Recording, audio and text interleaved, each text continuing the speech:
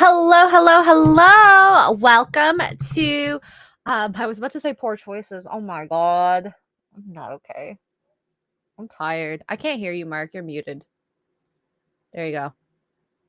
Now speak. Wait, so you muted me?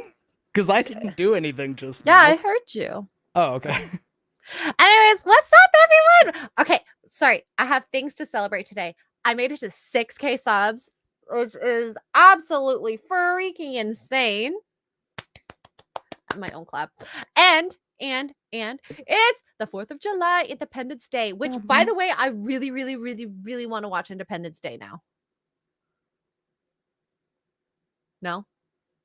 No comment? Mark's you mean, meh.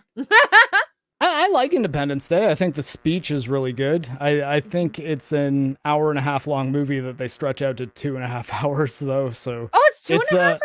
Oh well, it's Dang. pretty long. If it's That's what she said. not that, it feels it, and it's a rough one to rewatch because it's a very slow build and it's a very silly movie.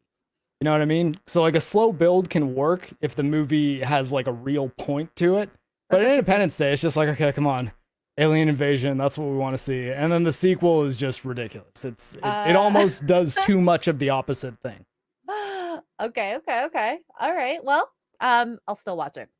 So yeah, to all those celebrating who are my American friends, please, happy Independence Day. I am wearing Stars and Stripes. I know it's hard to see. There we go. A bikini. I don't have anything else. Mark said I should wear a polo-y type shirt. Okay, I'm sure some of my bros in the chat here have played the Dead or Alive games. It's a series of fighting games made by Koei Tecmo and Team Ninja, the developers of Ninja Gaiden. Anyways, Tina, there's a character named Tina. She has that exact bikini, and yeah, it's nice. Yep. Mark wants me to be a complete tot. Well, I mean, I can say thought. Oh my god. Oh yeah, you're on YouTube. I'm on YouTube. I can say thought. Unless you re-upload this to Twitch somehow. No, I'm never stream snipe yourself. Like watch this stream on your stream with you being like, "What's up with Mark's whiskers? He didn't even shave for this." Mark literally just shaved for this.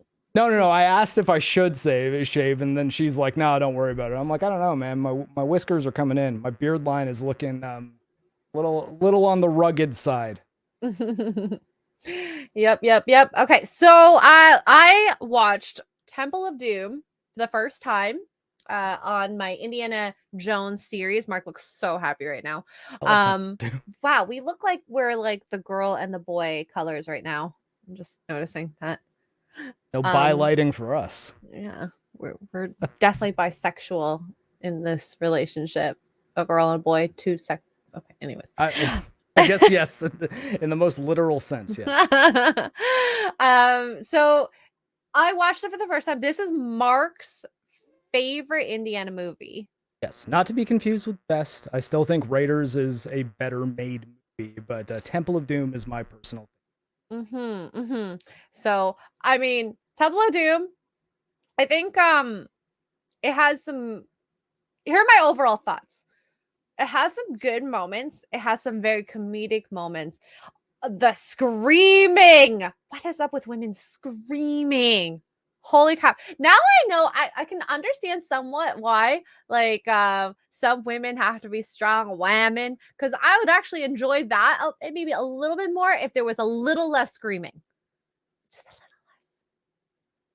little less. Rocket Man. That is a good idea. We didn't think about that. Well, actually, yeah, now that we've got the Shures, we probably could. Just need to plug two. I gotta plug it in. Plug it in. I step where you step. Oh my god, I can say so many lines in my Asian accent and not get in trouble for it. I step where you step. I love you, Dr. Jones. Yeah, it's really hard for me to quote Short Round without doing his voice, but it's not because it's like, oh, it's so funny he's a Chinese guy. It's like, no, that specific kid is awesome. He's who I like, and that's how he sounds. I'm sorry. Oh, thank you, Tux. Love you, Tux. Yeah, and I heard that's why we had PG-13, the heart scene, which we'll get to. So I guess we'll kind of go through the movie, kind of like how I did the last one, we'll just go scene by scene, and I'll talk about things that like jumped out to me, and some things that I thought were good, and some things I thought that were bad or different or could have done better. Because there's only maybe a couple things that I was like, not a fan of that. But okay, so we have the very first scene, the dance scene, which Mark, he realized how much I love dance because of, okay, so we have a thing where I cannot watch a movie, listen to the movie, and listen to him talk. Yeah, not at all. And I just realized that was the thing I learned about you. So that is true. And when it's dialogue, I can kind of meet her halfway. Like, I shouldn't be talking to her when there's dialogue going on in a movie she's trying to watch, and that's my fault.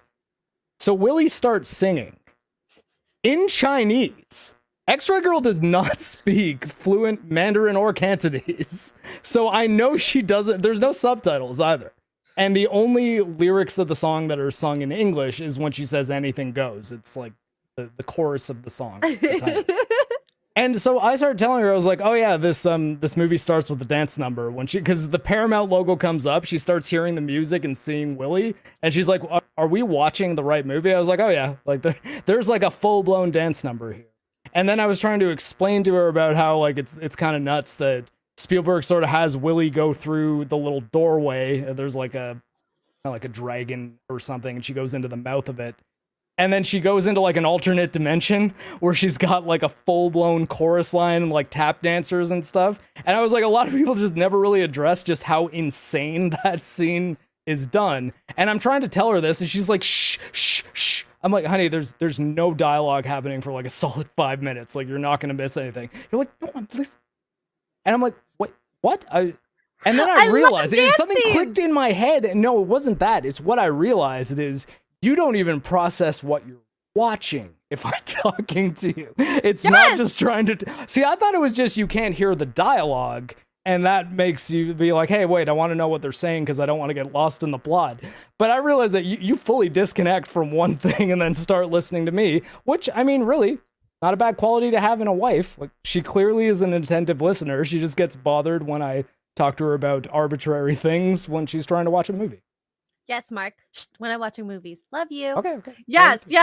Frankie, Mark is explaining the movie. But I mean, I figured that was the time in the movie where I could safely be like, yeah, here's a funny thing that they do. And I thought it was okay to talk during that part because, it's a dance number. And plus, I love dance numbers. Yeah, it's true. She does. I love dance. And plus, there's the tap dance. I love tap. That was actually my strongest dance genre. So... yeah. So I loved it. I loved it. I loved when they went into the portal and they added the sparkle effect. That was really cool because, like, I can only assume when they filmed this, was this on legit film? Yeah. Oh, yeah. Absolutely. Yeah. So nothing was digital video in a widespread time until Attack of the Clones. Actually, it was the first big, huge budget blockbuster that was shot all on digital. There were smaller movies, like 28 Days Later is probably a great example of one that was shot on a Canon. I forget what camera was. The big kind of L-shaped ones, but. Yep. So, great intro. I think I love I love the classic style where you get the credits in the beginning of like the major directors, executive and then executive people, the cast. I miss that. Most movies don't do that anymore, and plus it's fun to have a dance number. I mean, for people like me, I get it. Most people don't like dance numbers, but no. Okay, so where are we going? Oh, now we go into the actual intro scene. So we go into Shanghai 1935. It's actually cool. This is the first time we're seeing Indy actually speak quite a few different languages, because in the first movie he didn't. We knew he was smart, we just didn't know what he could do with his tongue, at least when it didn't come to women. And he is giving this emperor to this old dude, and I kind of like the way they did it. Like, he comes in and you see the sun, and he has a bandage on his hand. Like, it's kind of obvious if you watched visually. And this is the thing, and I will emphasize this so many times. movies that do visual storytelling versus actually telling you verbally, I appreciate more because then it's putting 2 and 2 together versus being like, here is everything you'll need to know. Because then you can take your own spin on it. You're like, oh, why does he have a bandage? And then we find out, no, he tried to betray Indy. And we had, we met Wuhan. I guess Wuhan never got out in this movie. It was good for back F's then. in the chat for Wuhan. Poor Wuhan. And watch us get demonetized for that. It's like, no. Well, his name is Wuhan. It's a character's name, Wu space Han. That's his name. I'm sorry. Yeah, and I don't know. I just this whole intro scene. It was fun. I think this was so fun. Between him getting poisoned, him looking for the antidote, the diamond, Willie looking for the diamond, them kind of figuring out, oh, Willie actually does have a little flirt on with Indy from the very beginning. Because she was like, oh, introduce me. Have you seen 1980s Harrison Ford? Yes. Honey? Yes. I know. She talks about time. No, I don't. Yep. So I love the intro. My favorite part was the balloons when it came down. Yeah. It was a great way to add what's kind of the most threatening object in existence to the scene, but make the stakes increase as a result. Because the vision being obscured makes it a lot harder for them to find the antidote and the diamond. So it's adds a lot of chaos when the balloons come in. Yep. And I don't know, just it was so fun, and having the gong and him cutting it down and running along with it. It was just fun. And then having the chorus line come out and the band playing again, and they're like all shuffling around, but like, what's going on? But I'm gonna keep dancing. The show must go freaking on. They just come out for the next showtime and they're like, oh, I guess this party's popping now, but we got a job to do. Yeah. They didn't hear the gunshots. Tyler says, we don't know what he can do with his tongue with women, huh, Xray? Well, I mean, he's apparently done a lot of experiments according to this movie. I'm just saying. Nocturnal activities. And you actually said it during this scene, though. I think for most viewers, it's painfully obvious. I found it funny that you brought it up and cited the reference by name, because I've never really seen you watch a Bond movie. But even Xray Girl is like, so he's like archaeologist James Bond. And I'm like, yes. And that's one of the things I really love about Temple of Doom, because it just kind of says, okay, same guy, totally different adventure, totally different characters, different relationships that get formed and kind of resolved by the end of the movie. And, like Temple of Doom just kind of exists as its own thing. Yes. Like I am kind of sad that they didn't say if there was an end to Marion, but I guess they never officially got together. They never. Temple of Doom takes place before Raiders of the Lost Ark. What the freak? Yeah. But the thing with Indiana Jones is he's based on the old pulp adventure heroes. Like, I'm forgetting the name of it. It's really confusing. But anyways, based on pulp adventure heroes that would have a bunch of novels that are written about different stories and adventures that would usually feature the same hero, but the adventure is just kind of its own thing. And that's how they could go all over the world and have different adventures and usually wouldn't run out of ideas. But now I'm really forgetting the name of that character. Alan Quartermain. That was the old pulp adventure that Indiana Jones was based on. Yeah. And he was in League of Extraordinary Gentlemen, Sean Connery. Who in the chat thought this movie came after Raiders? Because I did. I think it's 35 versus 38. Raiders is 3 years after this. I should check. Okay, so he lost Wuhan. They're chasing after the diamond. They lose the diamond in ice. Willie loses the diamond ice. She finds the antidote, puts it in her bra, I guess. And then he ends up like taking her as he's leaving, jumps out the window. Yeah. They land on a bunch of different canopies. Yeah, the canopies break their fall so they can explain why they jump and the people aren't immediately behind them because they had to run down the stairs. But it also made for a bit of a spicier action scene. Yeah. Oh, there's some people here that did think that it was after. Dang. Yeah. Well, I mean, that action scene, it made sense. They could survive a fall like that. And also, this is where we get to meet Short Round. Short Round! Best character. Uh, or best sidekick. Oh. He is a little annoying, I won't lie. Oh, I totally disagree. Very annoying. Oh, here. Raider takes place in 36, Doom in 35, and Last Crusade in 38. Oh, Last Crusade's 30. Okay. Interesting. So I got that little yeah. Yeah. Well, okay. So then we don't need to know what happened to Marion, clearly. Well, because she comes after. Oh yeah. I didn't know you knew that. You just said it. Oh, wait, no, never mind. Forget what I'm talking about. What are you talking about, Mark? Nothing. I'm not talking about anything. God. Okay, so we meet Short Round. I guess his first name's Short, last name Round. What a strange Asian child name. I think it's a nickname. Doesn't matter. He was adopted. Maybe he was like actually named Short Round. We don't know that. Okay, so Short Round is driving the car. Dangerous, by the way. 10 years old, I think he is supposed to be in that scene. I don't know. He's got a little alphabet block, like I think it's so funny that he's strung onto his shoe. It's amazing, so he can reach the pedals. And I think his character, although supporting in the sense of his adventures, he's actually just there for comedic support and comedy relief. Well, yes or no? I disagree, because Willie and Indy die if not for Short Round. Short Round saves the day, because like, I mean, it's jumping ahead, but like Short Round has a critical moment, and if he doesn't do what a specific thing that he does in that moment, Indiana Jones is forever under Molaram's power and Willie is burned alive. So yep, Short Round effect on the story. And then of course Indy's trying to get the antidote from Willie, so he's going all up in her brazier, and I love the way he says, "Hey, Dr. Jones, no time for love, no time for love." It implies that he's seen Indy do like similar things when he's been driving him around before. He's like, "Hey man, not right now."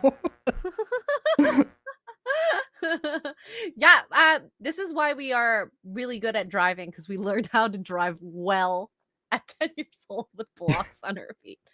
No time for love. I mean, I don't know if anyone could make the case that Short Round was driving poorly when have you ever driven a car without power steering? If you're a 10-year-old who's like whipping around the streets of Shanghai in a car that old, there's a degree of skill that is required. You don't just accidentally. Yeah.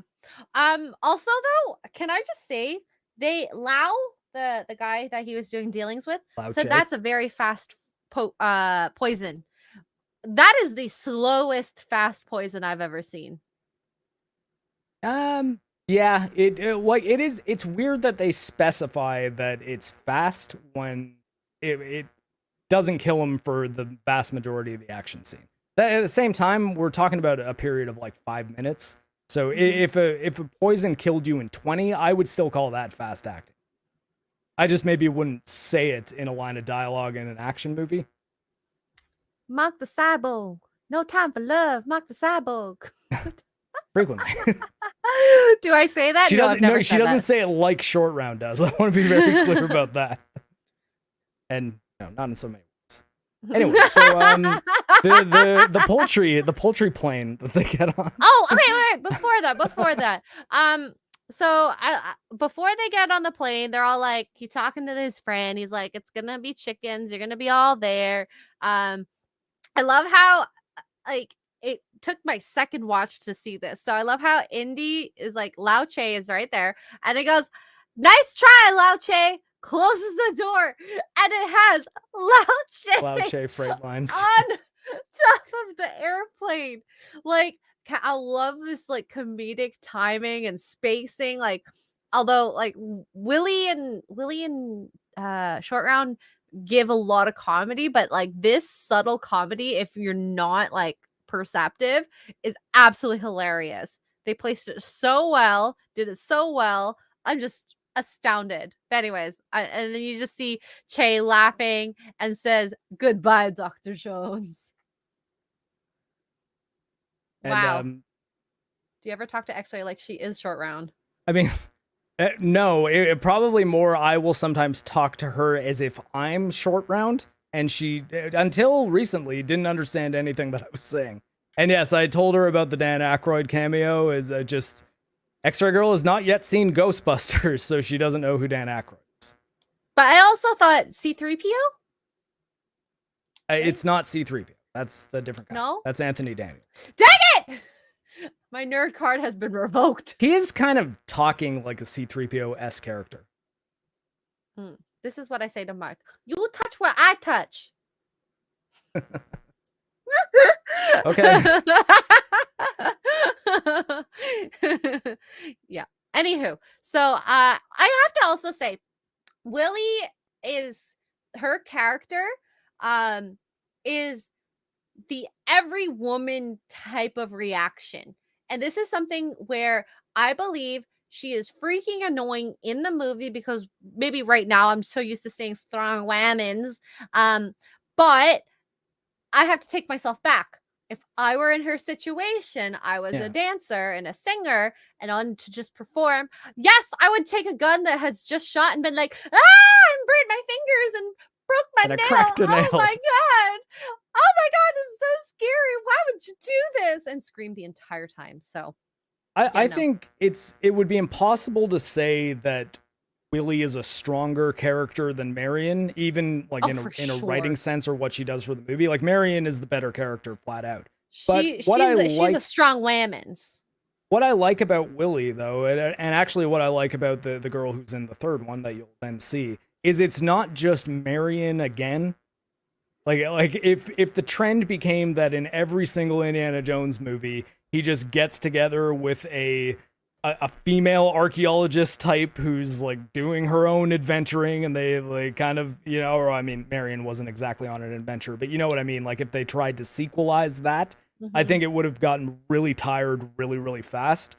Where it was interesting to see how Indy reacts to a woman who isn't helpless because of the situation she's in, like being captured by Nazis in Marion's case. She's helpless just because it's like, look, I don't do this stuff ever.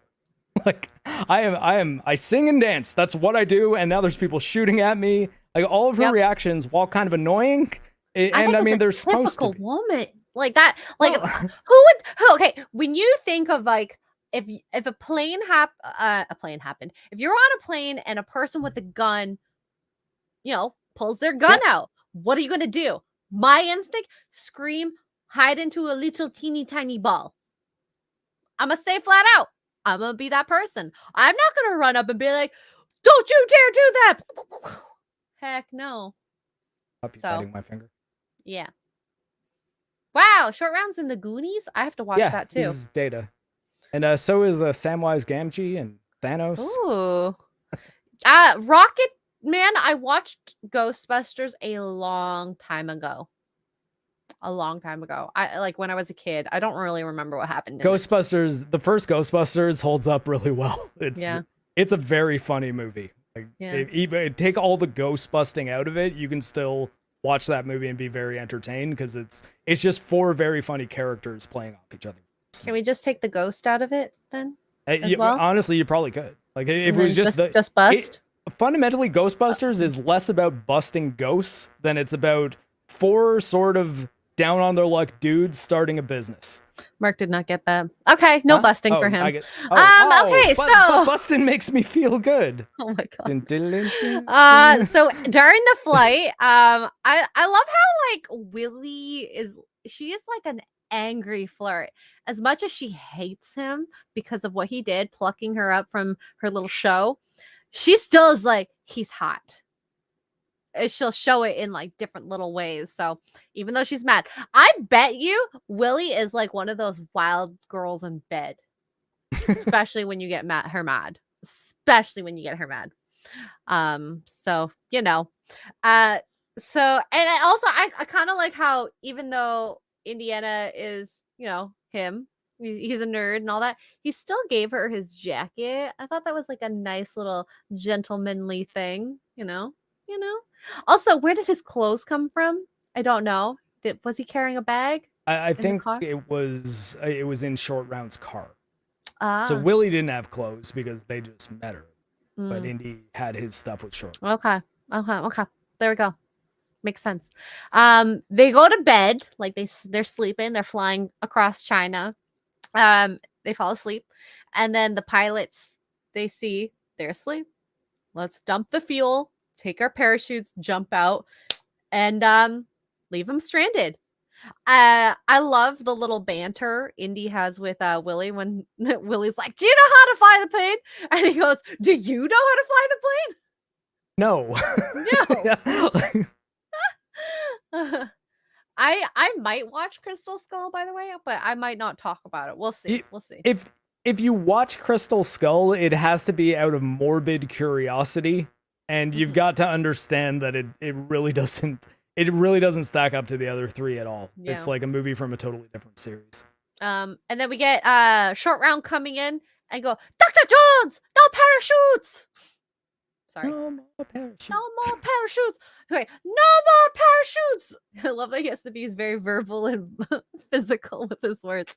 And I like his ingenuity. He takes a raft and then uses it to jump out of the plane. Which, by the way, this would be a fun ride if you know you're not going to die. Guarantee that you could do it safely. Yes, that fly off a plane in a raft, a blow up raft, and then land would go skiing off a cliff into the water, into rapids. Like, excuse me, how did they not die? Well, I mean, that's the whole series is summed up in that question. But I think engineering-wise, it could probably be done. You just have to find a raft that is big enough and made of a material that lacks enough density to be buoyant in the air to slow your fall, and then land on a slope. Have a slope. And then one of my favorite lines, Willie's like, "I hate the water. I hate being wet, and I hate you." That's definitely something I'd say. And She yes, was venting. It is definitely more than okay when I do the accent. That's probably how I sounded when I was a kid. So I'm just really reacting how I would react as a kid. Oh, they're saying that they tested it on Mythbusters. Did they? And it worked? Did they replicate the conditions though? Because I don't necessarily think it would work with that specific raft falling from that like an uncontrolled height. But I think there's a way you could do it. I'm sure. Yeah. But okay, Willie is a woman, and as a woman, I can relate to that. I would not want to fly off a plane in a raft. I would not want to be around bugs. I don't want to be dirty. I'll go camping. Okay, I'll say this. I will go camping, but that you require to expect that. I'm not going to just go camping out of the blue. I feel like Willie wouldn't go camping. Like I think it's less this is what every woman would feel, and it's like specifically Willie is like having her mind blown right now. She's just like, hey, I like going to parties and limousines and having everybody like me. Okay, that's why I'm in Shanghai and not Hollywood, because it's easier for me to do that here. And Starcross Lover said it didn't work. Oh. Interesting. Well, like I said, I didn't necessarily think it could work under those exact conditions.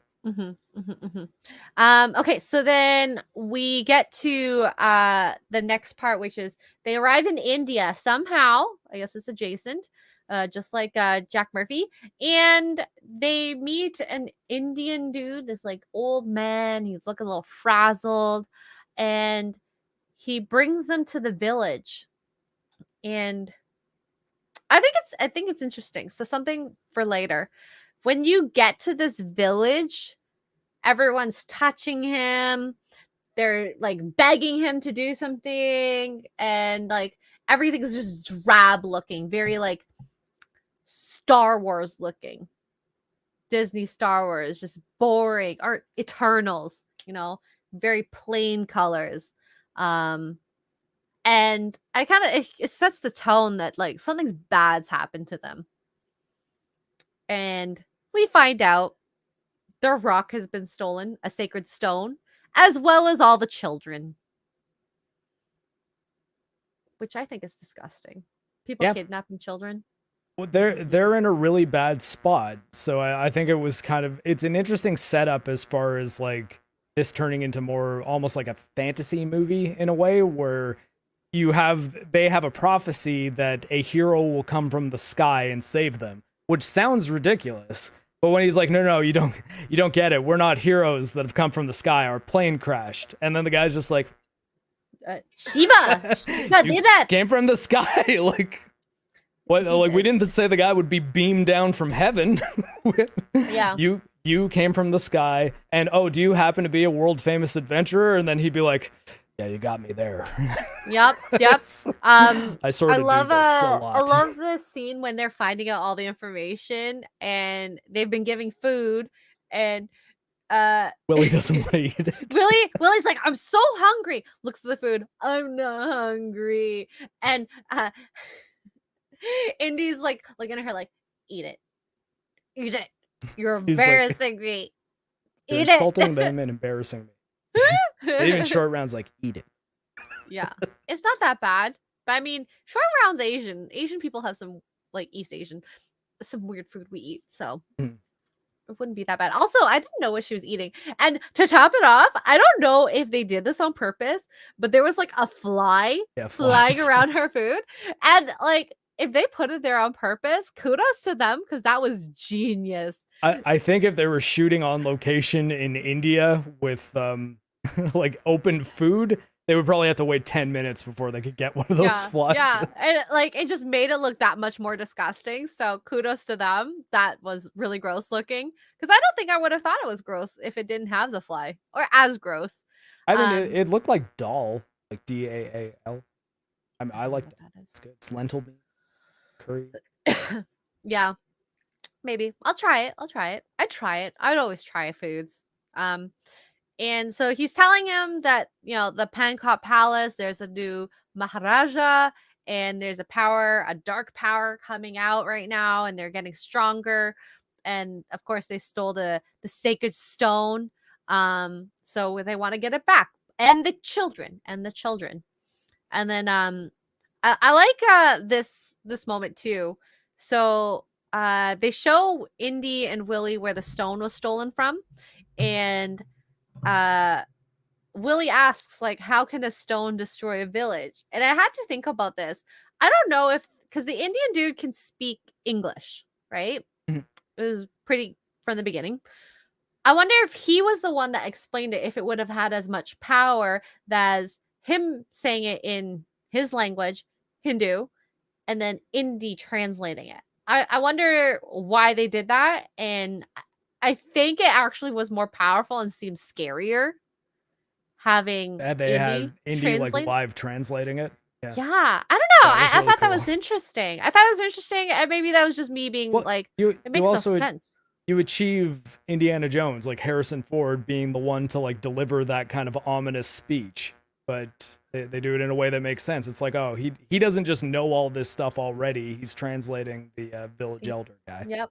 And I mean, the guy could have said it, but it just, I think the way Indiana explains it probably came across more ominous, more mysterious. And, this guy who English is obviously not his first language. So maybe it was a little harder for him to speak it. So he maybe could have translated better. I don't know. I really like that actor didn't have a great command of English, though. Or if he does, then he was doing a great job faking it. Like it really seemed like they just cast an Indian actor. But I thought that guy was great. Yeah. So yeah, Willie finds out. Okay, so he's saying, their rivers are dried up, animals and crops are dying. There was a fire in the fields, and of course, the children were stolen. And then we get to a scene where we see a child, I guess, had come back. And he's like all short of breath and falls into Indiana's arms. And he's like, I mean, I'd probably do that too if I fell into Harrison Ford's arms. But come on. What? I know. Sorry. But not so sorry. He's old now. It doesn't matter.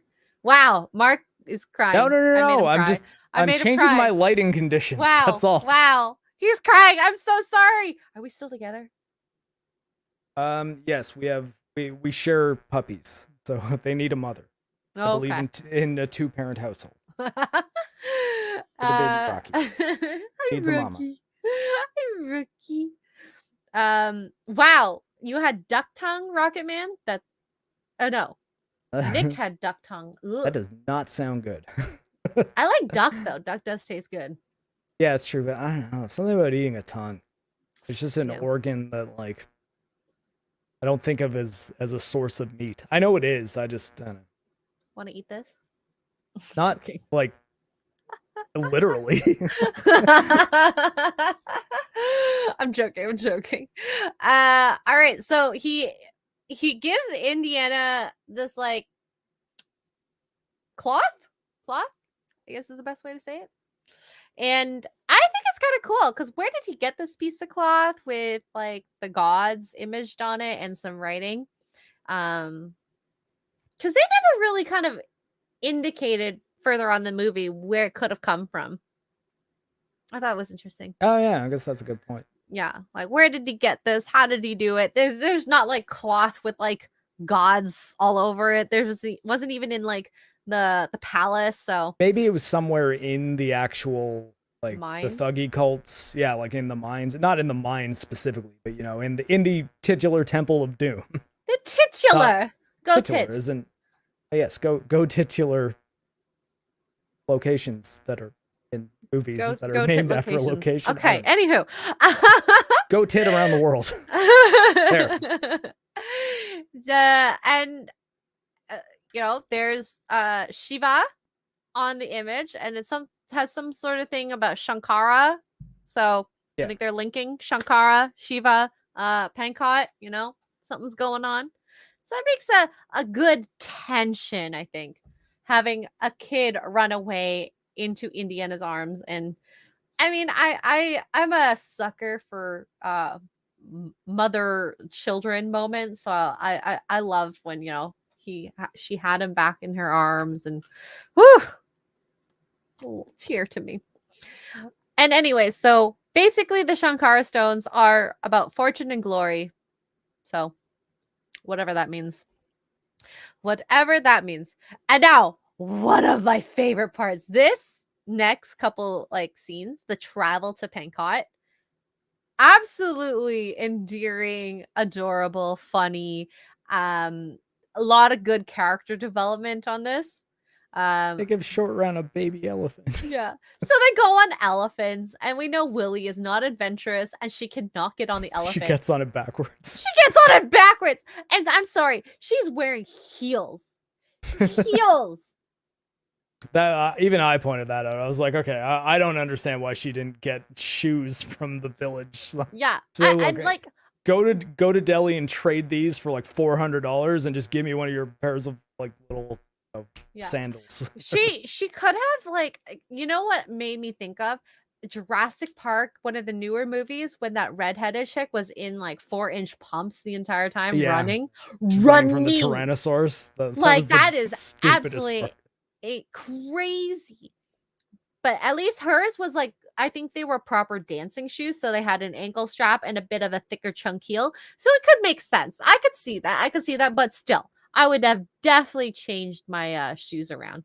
Was she tap dancing as well? Were they tap shoes? They weren't tap shoes, because those types of shoes, they're good for like ballroom type of dancing. So they don't have the tap under it. Otherwise, you would hear her tapping all along everywhere. So they have like a very soft under bottom part so that you could spin. Oh, neat. Yeah. So, anyways, that's my dancing skills kind of showing. Yeah, she woman-splained. Look at that. A woman-splained. Look at Mark. He's been woman-splained. It's the first time. Yeah. So, and I love when they pan from Willie struggling, and then the villagers going, "Oh." It's a good chance none of them had ever seen a white woman before. That is true. And I don't know. So I know in Asia, like, we love East Asians. We love a blonde, blue-eyed human being. Like, it's like the most revered. A lot of the anime, you'll see protagonists, the main character, are blonde and blue-eyed because they wish for that. but they obviously they cannot have be blonde and blue-eyed. So I wonder if it's the same in India. I wonder. Hi, Ken Lipson.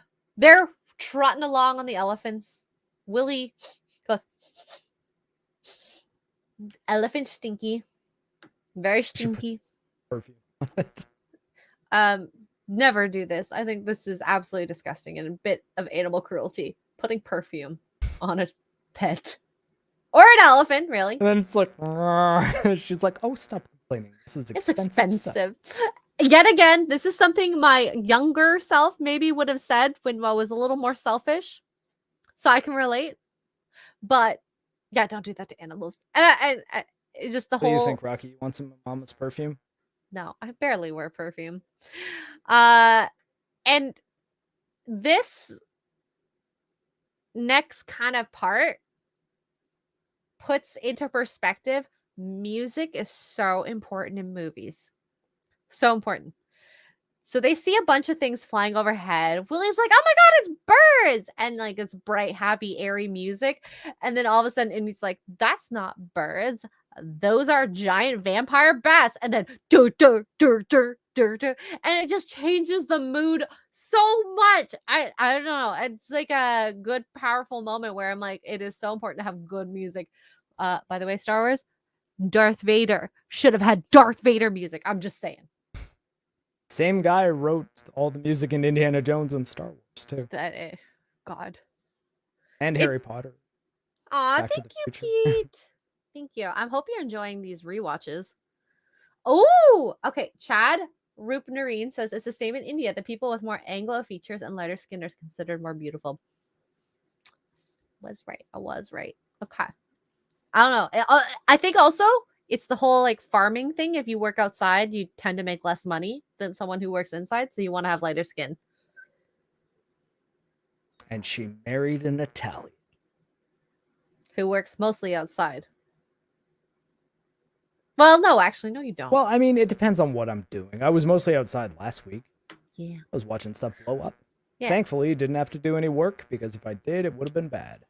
And then Elephant, while she's throwing more perfume on the elephant, throws her in the water and she starts crying. And I love Short Round. Very funny. Very funny. Very funny. All wet. And she just cries. She's like, I hate my life. I had a great life before this, and a house and a garden. And I went to parties and limousines. Girl, I feel you on that. So they camp there. And on comes one of my favorite comedic moments. So the elephant's bothering her with his trunk repeatedly. You know, elephants' trunks are like kind of like a cylindrical feeling. And Willie's doing her laundry, and as she's hanging her clothes, it turns out to be a bat. And then she freaks out, runs off to this side. It's a lizard, runs off to that side. It's an owl, runs off another side. She trips over like a Komodo dragon. And just like there's creatures everywhere. Well, Indy and Short Round are just like playing poker. Playing poker and talking. So, yeah, talking. It's like no big deal. Willie's actually kind of, she's not even the focus of the scene. She's just like going through her own little horror show in the background, essentially. And they just cut to her every now and then, and she's finding a new animal. Yep. And I mean, India is very warm and has a lot of flora there, so I can see it being pretty scary. And I like that Short Round is trying to win at, I guess, poker by accusing Indy of cheating. You're a cheater! You're a cheater! And he's got a literal ace in his sleeve that Indy grabs. He's like, what's this? And then I love when it happens. Short Round doesn't keep arguing. He just kind of goes. He just smiles. Like he's like, you caught me. But oh wow, you like me, Dr. Jones. Okay, I need to make money. Yeah. And then to top off the animal incident, we'll call it. Yeah, the elephant's bothering her, and then I love how they're fighting Indiana Jones and Willie. Oh my god. And she's like, I'd rather sleep with snakes and you see the snake like wrapping around her. She takes the snake and throws it to the side. Indiana Jones is completely freaking out, being like, "Ah, it's a He's like, snake!" that's the one animal that I don't want to help you with. And she just thinks it's like whatever. It's the elephant. She thinks it's the elephant trunk. She's like, oh, elephant, leave me alone. Yeah. Chucks the boa The constrictor, Hercules or like the python at Indy. Also, I'm impressed that she knew how to speak that language. I mean, it makes sense because she lives there, but I'm just saying, very impressed. Very impressed. So they go off, they sleep for the next day, and I just want to say, I put in my notes, Jones is a pussy about snakes. Hey, I kind of am too. Though on the explosives tasking I was on last week, there was a snake in our bunker. Ew. And I immediately said permission to kill it, and then everyone's like, denied, no. And I'm like, okay, I asked. I would have killed it. I'd give it a robot foot stomp. So they arrive in Pankot, and it's kind of creepy. Like, it's very quiet. There's not a lot of people out. It's just guards, really, with like creepy statues. And yeah. Oh wait, and before there's like that, the Anglophone guy too that comes out and greets them. So yeah, like, well, before they got into Pankot, there was like this like creepy statue with like blood or stuff on it, and then their companions that they were traveling with are like, So they took their elephants and left, and then they had to walk the rest of the way. And so they go into the city, and that's where all the quiet statues and statuesque guards, they're just standing there. And this British guy comes out to like introduce himself, and we find out his name is Chatter, Prime Minister to the Maharaja of Pankot. And yeah, I thought that was it was kind of weird because I would not have expected to see the British there. Well, it's a bit off-putting because after you see like the thuggy cult shrine, like that has there's like fingers or ears or something kind of like blood. There's random viscera is like adorning this statue that they come across. And so and then the guides turn around and they're like, yeah, we're not going anywhere past there. So you're thinking like, okay, it's game on. It's adventure movie time now.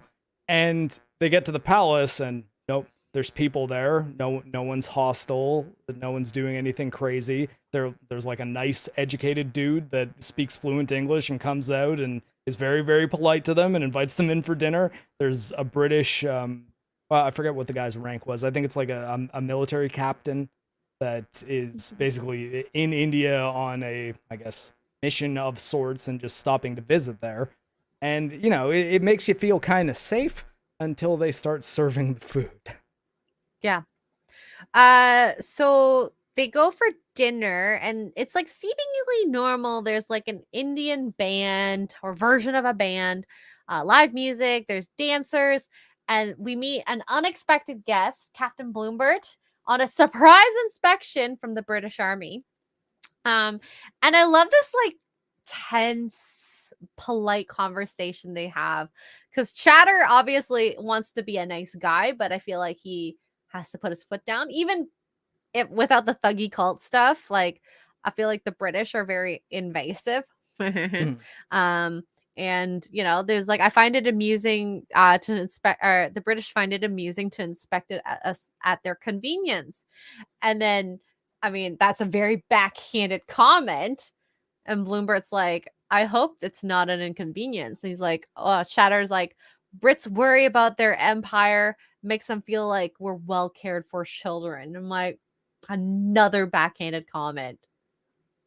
I thought that was well written because, I mean, I don't know. I guess Chatter is not someone who wants to be micromanaged. And that type of action feels like micromanaging. I don't know if you've ever felt like that, but I don't like to be micromanaged. And, you know. Yeah, and even though you kind of like, I mean, again, because of the title of the movie, you know that this is definitely going somewhere crazy in the fact that it's an Indiana Jones film. But they write Chatter in a way where you seem like he could be on the level. Or maybe he doesn't know what's going on if there is something going on. So, because his motivations are understandable. He's just like, yeah, you know, like we're trying to run our province the way we want to, and you're just popping in, checking out like what to make sure we're not, you know, sacrificing people and tearing out hearts. Sorry, Dad. I'm not doing that. Don't go in the basement. So then what happens? We see, oh yeah, Willie comes in all nice and dressed in clothes, and they're so pretty. And Indy even's like, "You're beautiful." Well, there we go. Confirmed. He's interested in her. She's interested in him. Because I think that's the first time we've seen him actually say anything that's like confirming interest, I think, at this point, right? Mm-hmm. Yeah. And I love how she's like, what about the Maharaja's wife? Yeah. And Chatter's like, well, there is none. He hasn't found the right woman. Has yet to take a wife. She just goes into gold digger mode. She's just like, oh, okay. Yep. Let's see this Maharaja then. And they do refer to him, I think, as the young Maharaja. So she's thinking, okay, so it's going to be young guy. Heck yeah. Young dude. It's not some old creepy guy, but then he's pretty young. Yeah. So yeah, they sit down and they're like, the Maharaja comes in, and it's this young child named Zalim Singh. I'll refer to him as Singh from now on. And Willie's her face is just like, and Short Round, my favorite. Maybe he like older women. He just said he like whispers it to her though. He's like, maybe he like. I love Short. Yeah, so sassy. I love how honest she is about being a gold digger. Hey, let's just say women, even myself, we like security. Especially today, financial security is not a bad thing. Maybe she wanted financial security. Also, I think she was also probably thinking, hey, if I turn the charm on with this Maharaja, maybe I can get myself like a path to Delhi and back to America or Shanghai or wherever she wants to go, where I'm not riding elephants and stuff. So I think it was less like, oh, I want to marry him, and more like, oh, I want to see if I can use him for my own benefit. Oh, Mikey, Mark is gonna love you. This is his favorite. Yeah. Of the three. Oh my God! There are dozens of us. For 50 pounds. Wow, Ian's so forth for 50 pounds. I don't have the clapping thing. Oh, wow. Temple of Doom, controversially my favorite of the trilogy, and it is a trilogy. Oh my God. So you, Mikey, and Mark, this is all y'all's favorite. Heck yes. Thank you so much. Cajun, I am not a gold digger. Yeah, I don't make that much money, guys. I mean, not to say anything about Mark, but we live comfortably, but I wouldn't say we are like living in fine linen. I mean, yeah, like our place is nice, but we also kind of live in the middle of nowhere. We have a 2-income household and we don't have kids, so and also children. I owned a house in the city that I moved from, so selling that house helped us. Wow, a silver digger. Sure. Mark is becoming a silver fox. I don't even know if I got bronze. She can dig some good iron out of me. Or I guess titanium. I am part titanium after all. Yes. Anywho. Thank you again, Ian. That was so sweet of you. And I'm glad this is your favorite. It's not just Mark that Temple of Doom is his favorite. Okay, can we get to the gross part now? The dinner? So I can get it over with? Yeah, sure, go ahead. We see Indy, Captain, and Chatter talking about like historic events about the Thuggy cult and the Kali worshipping people that sacrificed humans, and how like the Shankara stones might be connected. And then they're talking and talking, Chatter's like, are you accusing us of stealing? And I kind of like how he's very direct about it, because he seems so indirect in the previous conversation with Captain Bloomberg. So it's like, you don't want to offend your host now. So I thought that was kind of funny and interesting. And I love how Jones is like, it's all a misunderstanding, just like, when I was accused of being a grave robber. Kind of a nice contrasting point. And then the Maharaja's like, I've heard stories about the Thuggy cult. I thought it was stories to scare kids. When I learned it was real, I was ashamed of what happened and didn't want to happen ever again. I'm thinking, okay, innocent kid, seems about right, probably doesn't want them to, get back to that with the human sacrificing. And while all that is happening, can I just say this? Like, Mark said that this was the scariest. Like, he was scared of Indian food for the longest time. No, like I flat out was. I sort of just thought that this is what Indian food was because I saw this movie for the first time when I was maybe 5 or 6 years old. I was pretty young, so I was one of those kids that just watched Indiana Jones and Star Wars all the time. And yeah, and I didn't eat Indian food until I was at least a teenager. And when I did, I was like, oh my God, this is wonderful. It's nothing at all like it seemed like it was in Temple of Doom. Yep. So they did a snake C-section. Also, like, how did they get that inside the snake?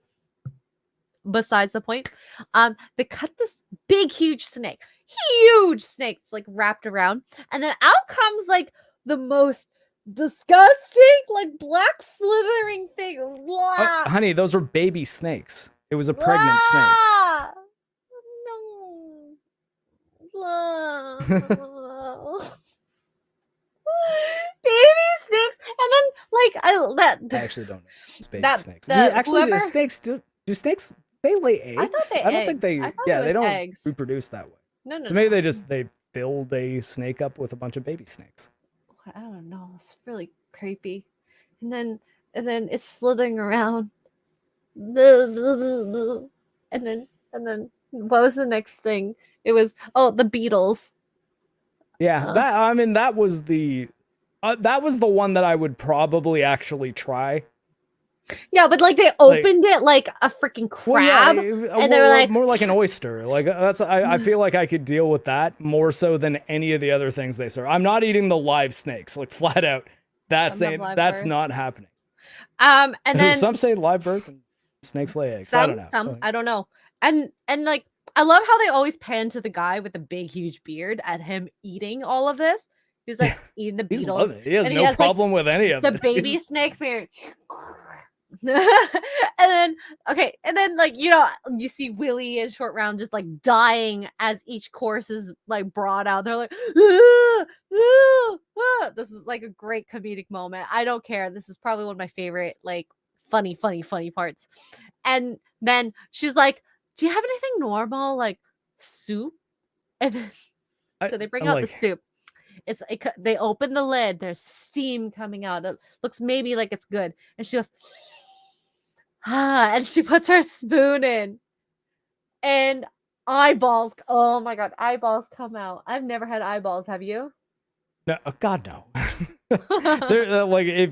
I guarantee you've eaten more crazy things than I have, mostly because you've been to Southeast Asia and eat like just random food everywhere. But I don't know why Willie thought that asking for soup was her safest bet. Because you could, like, literally anything could be in a soup. Like, it doesn't have to be even something that you can physically eat. It could just be like, no, that's a thing that's just in the soup to give it flavor. I would have just said, hey, can I just have some bread? That would have been safe. I couldn't have done much to bread.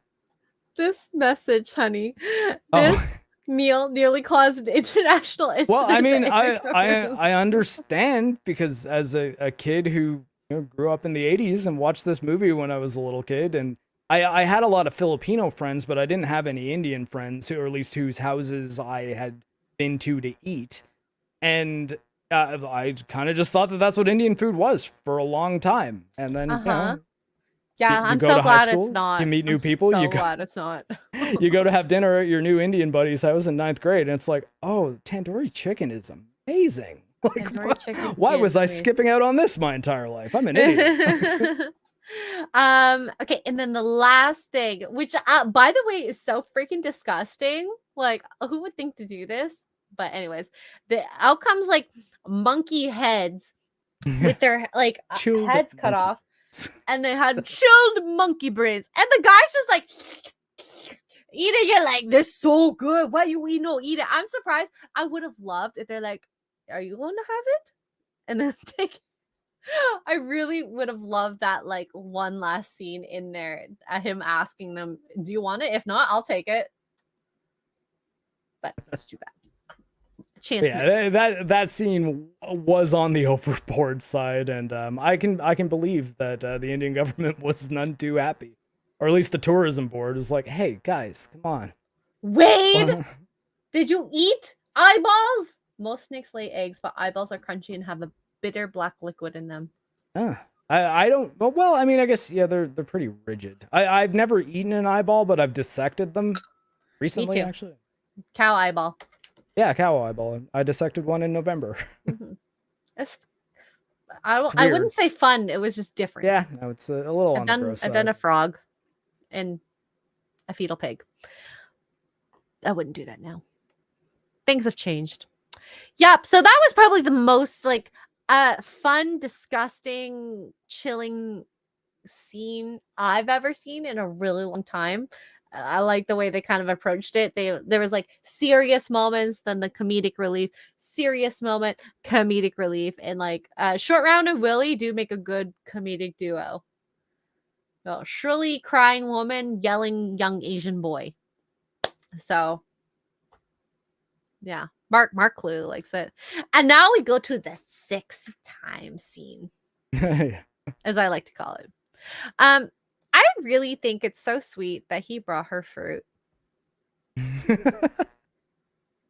I mean, clearly I believe that you think that. We got into a fight on the weekend, and I went out to go like just kind of clear my head. I came back and she's like, "I would have forgiven you if you brought ice cream." I was like, "Really?" I was like, "Oh, I wish I knew that." But it's so true. As like a girl, like when it comes like a glass of wine, ice cream, food, things like that make a girl feel better. So obviously she's like, "Oh, he's being so sweet on me. He brought me fruit. He knew I didn't like this food." So he's like checking up on her. And I love how, and he's like, all right, tells Short Round, is like, you know, I'm going to check on Willie. Short Round's like, "That's all you better do. Tell me later what happened." You're like, "Buddy, you're too young for that. You're too young for that." And then I also like that he said Amscray, Pig Latin. Pig Latin. Do people know what Pig Latin is? Like I do. Also, I asked Mark, and he doesn't know gibberish. I don't know if that's I'm aware of gibberish. I just don't know how to decode it. Yeah. Or at least the gibberish that you speak. I always thought gibberish was just like a blanket term for a language that's kind of nothing. Like that doesn't mean. So we have, thank you, Mark. Wicked Steel for $2 says, "Snick surprise and dessert monkey brains. LOL." Do you want that, Wicked Steel? I don't know. Well, I just think of them slithering into my like holes as I'm eating them. Just saying, that's what happens. Is it not? Well, I mean, I guess your stomach acid would kill them. Maybe. It would have to get through your pyloric sphincter, though. Yeah. J.H. Swalbuck for $49.27 says, "So I figured out Xray was created in a petri dish in a lab 5 years ago. That explains her lack of modern culture. This is where she met MarcTheCyborg and was able to escape to Canada. It's Nerdrotic's job to help you learn so that you can escape to the USA." Hey, look, she told me she was 28 when we met, okay? J.H. Swalbuck, that's amazing. I didn't know she was 2. Thank you so much. Oh my gosh. And Jay Schwalbuck, I realized last week on Poor Choices that you left a donation. I hadn't read it, so we'll read it next week, okay? Wow. Oh, it's a line from the movie Wicked Steel. Oh, whoops. Yeah, I don't remember. I need to watch the movie like 6 more times to remember lines. 6 more times. Mark knows. I have a bad brain. Oh, it's okay. It's just it's fun for her because when she watches movies again, it's like she's watching them for the first time. I watched Hunger Games. It was like I was watching them for the first time. You gonna tell them the order you watched it in? Don't. Okay. You'll lose subs. Newbie wants to go Xray putting on an Asian voice. Wow,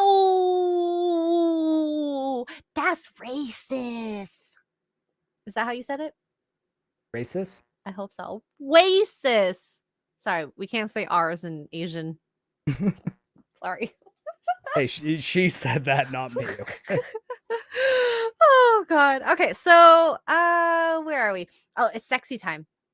And so he goes to Willie's room, gives her like the food, and all I have to say, like their flirting was like nerd porn. What do you think? Nerd porn specifically? Yeah, they're like talking about research and nocturnal activities. Oh yeah, and okay. She's like, and then I thought of Az about this. She talks about what kind of cream she puts on her face at night. Az definitely puts Dr. Balls on his face, and he's like, "Indy, take me." It's like, how did your research pan out? I don't know. I'll let you know in the morning. That's they're talking about mating customs, primitive sexual practices, years of field work. And I kind of like this part because she's like, I have to apologize for like being hard to handle. And he's like, I've had worse. And she's like, you'll never have better. And I'm like, that is a line. She's so confident in herself. Well, women have confidence about their sexual prowess. So, I thought it was, she's got big balls for a lady. No, she screams a lot. She's got big balls. Well, she plays to her strengths and she understands her weaknesses. Clearly. And then he's like, again, this is the line that is his downfall. He's like, I don't know, as a scientist, he doesn't want to prejudice the experiment, and he'll let her know in the morning. Yeah, because she says something to the effect of, so am I the best you've ever had? Or am I going to be the best ever? And then he's like, well, I can't say yet. Until it happens. I'll tell you later. I forget the exact line. Wow. It's something to that effect. And that really, really offends her. Yep. I mean, wouldn't that slightly offend you? You didn't have to say that specifically, but you know. I mean, as like, I appreciate the scientific method joke. But I think that it is one that I think dudes will high five you for and laugh, and the women that you say it to would just be like, "Oh, you fucking prick," and it'd be like, "Oh, okay, yeah." You are disgusting. That was a funny one to say in my head, but so she pushes him out of the room, and oh my God, I think Rocky needs to poop. Starting up a storm.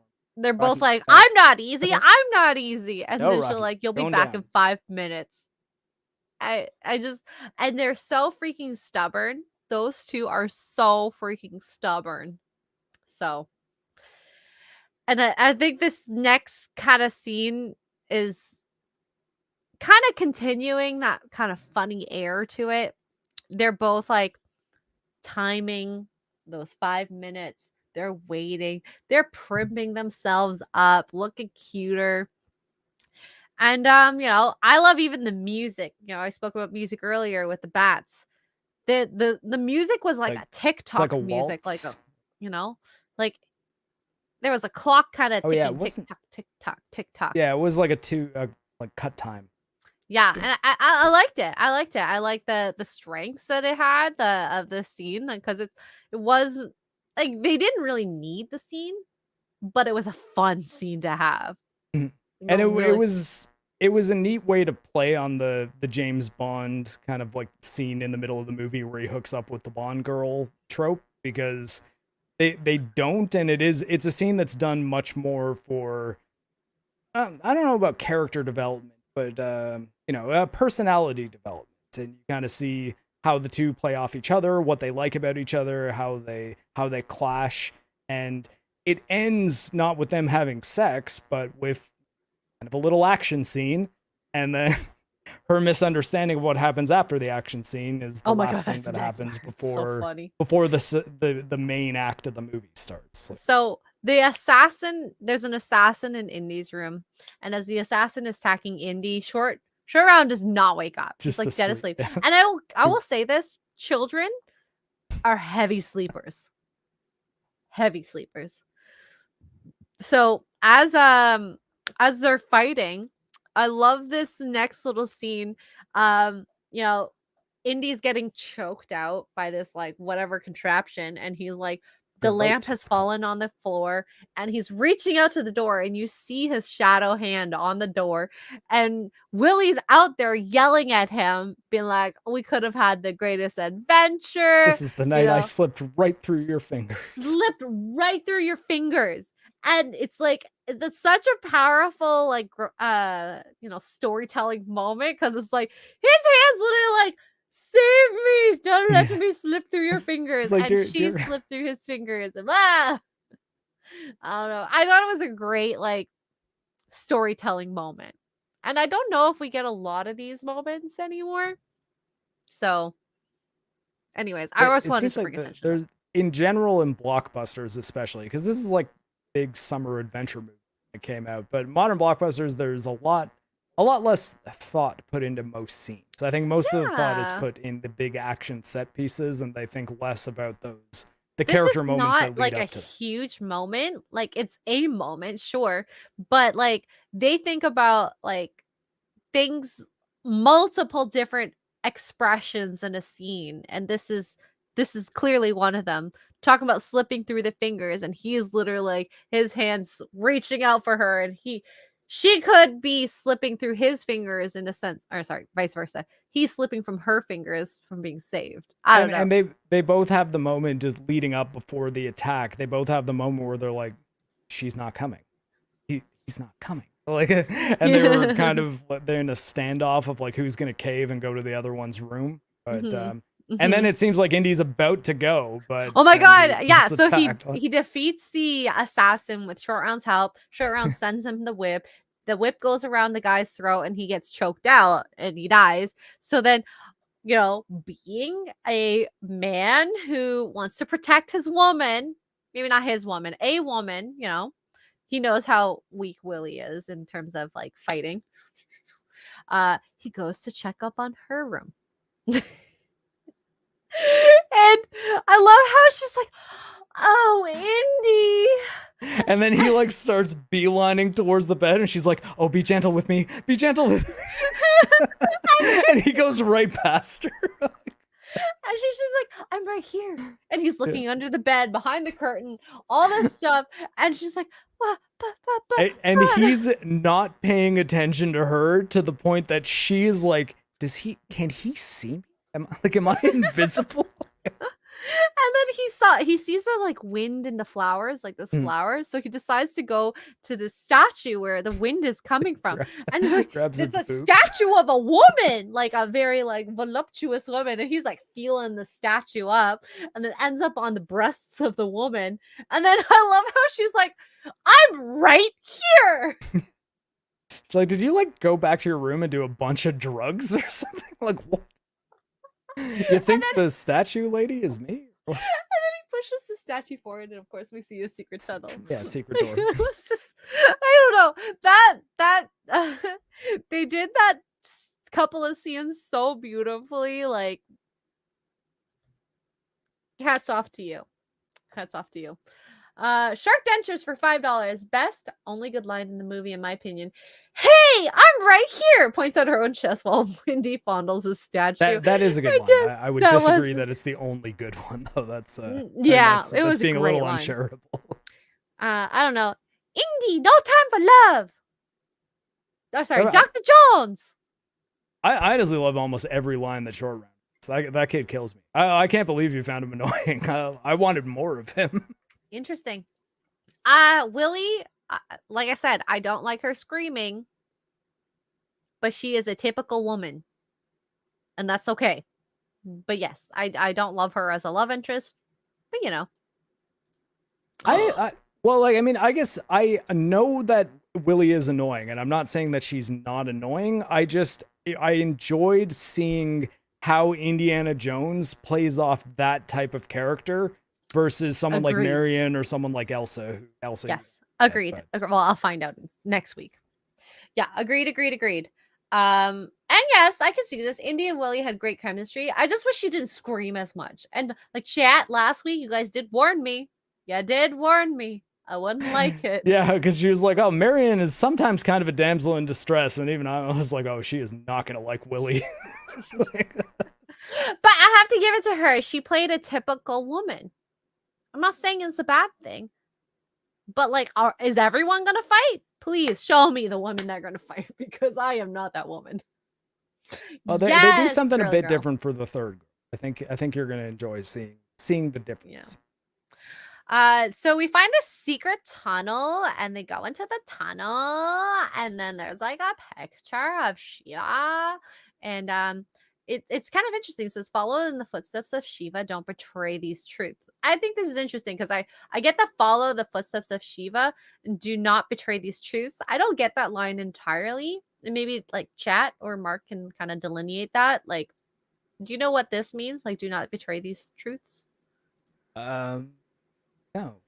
I never really thought of that as too much of a puzzle line. I mean, it makes sense as one. I guess I just didn't. It should. I mean, I would want it to be a puzzle because a lot of these movies, everything is in there for a reason. So maybe I'm missing it. Chat, if you know, please let me know because I would love to hear it. Love to hear it. They follow down the tunnel. Short Round and him, leaving Willie behind. And I love this. He tells Short, like step on fortune cookie. Stay behind Shorty. Cookies. Step where I step, and don't touch anything. So I mean, this is him being all like, I'm Indiana Jones. I know there's traps. I'm a well-trained archaeologist. So yeah, and of course, what happens? Short Round touches a wall, and dead bodies pop out. Well, yeah, no, he steps on the button. No, he pushes a wall thing. This is where the dead bodies come out. Oh, okay. You mean before they get into the chamber? Yeah, before they get in the chamber. And so as they're going after that, scary dead bodies. And they're walking, and then the whole fortune cooking line sounds like stepping on fortune cookie. Those bugs too were so gross. They were, oh my god. They picked some of the most disgusting looking gigantic bugs. I was like, oh my god, that would be brutal. Okay. I have some people here. Maybe just a plot device. For the footsteps of Shiva. I believe it came from when hanging off the side of the cliff, you betrayed Shiva. Well, I mean, that happens afterwards. Oh, interesting. Okay. All right. There we go. Some explanations. I got chat-splained. Oh, well, I knew the stones were from Shiva. Like, that's, that was the little tapestry the kid had. Mm-hmm. Or, Shiva giving the stones to Shankara. Mm-hmm. So they go into the cave with the bugs. Ooh. I don't know. This scene equals the food scene in terms of disgustingness. It's a totally different type of disgusting. It's like just as bad or worse. Yeah, and so they go into this little cavern area past the bugs, and Short Round, of course, steps on a button, and the door is closed, and then just stand against the wall. Just don't touch anything. So he goes against the wall, pushes something in, and then the room collapses slowly on them. You said I should stand against the wall. Not my fault. You said it. Not my fault. Not my fault. And so they call out for Willie to help, and I think I would say the exact thing as Willie. I'm gonna get dirty again, aren't I? And they're just like, no, Willie, we're going to die. Like, we need you to move faster. So she's going past the dead bodies, the bugs, and she's being a big P word about like touching everything, because I'm sorry, when Indy and Short Round walked through there was no bugs on them. When she walked through there was like bugs all over her. Yeah, they're like getting in her hair. Like under her neck and on her dress. I'm sorry. I mean, you gotta give it to Willie when it comes right down to it. She does perform. She doesn't run away screaming. She helps them. Yeah. Well, she was screaming. Well, but she doesn't run away. She was still being like, hey, I'm like a lounge singer and kind of a socialite, and I'm not really built for this adventuring stuff. But she if I were in Indy's position, I would be thinking, we're dead, because there's no way she is making it down that hallway of bugs. No chance. The second she sees the bugs, she's gonna turn around and run away screaming. But she didn't. The castle pantry. Blech. Maybe in India.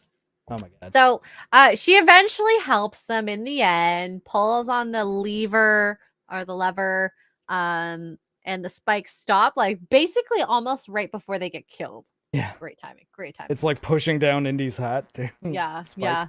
And so the doors open, and I love when the door opens, you see Indy, and he's like he has this like look of madness on his face. Like, that why did that take you so long to do? I don't understand.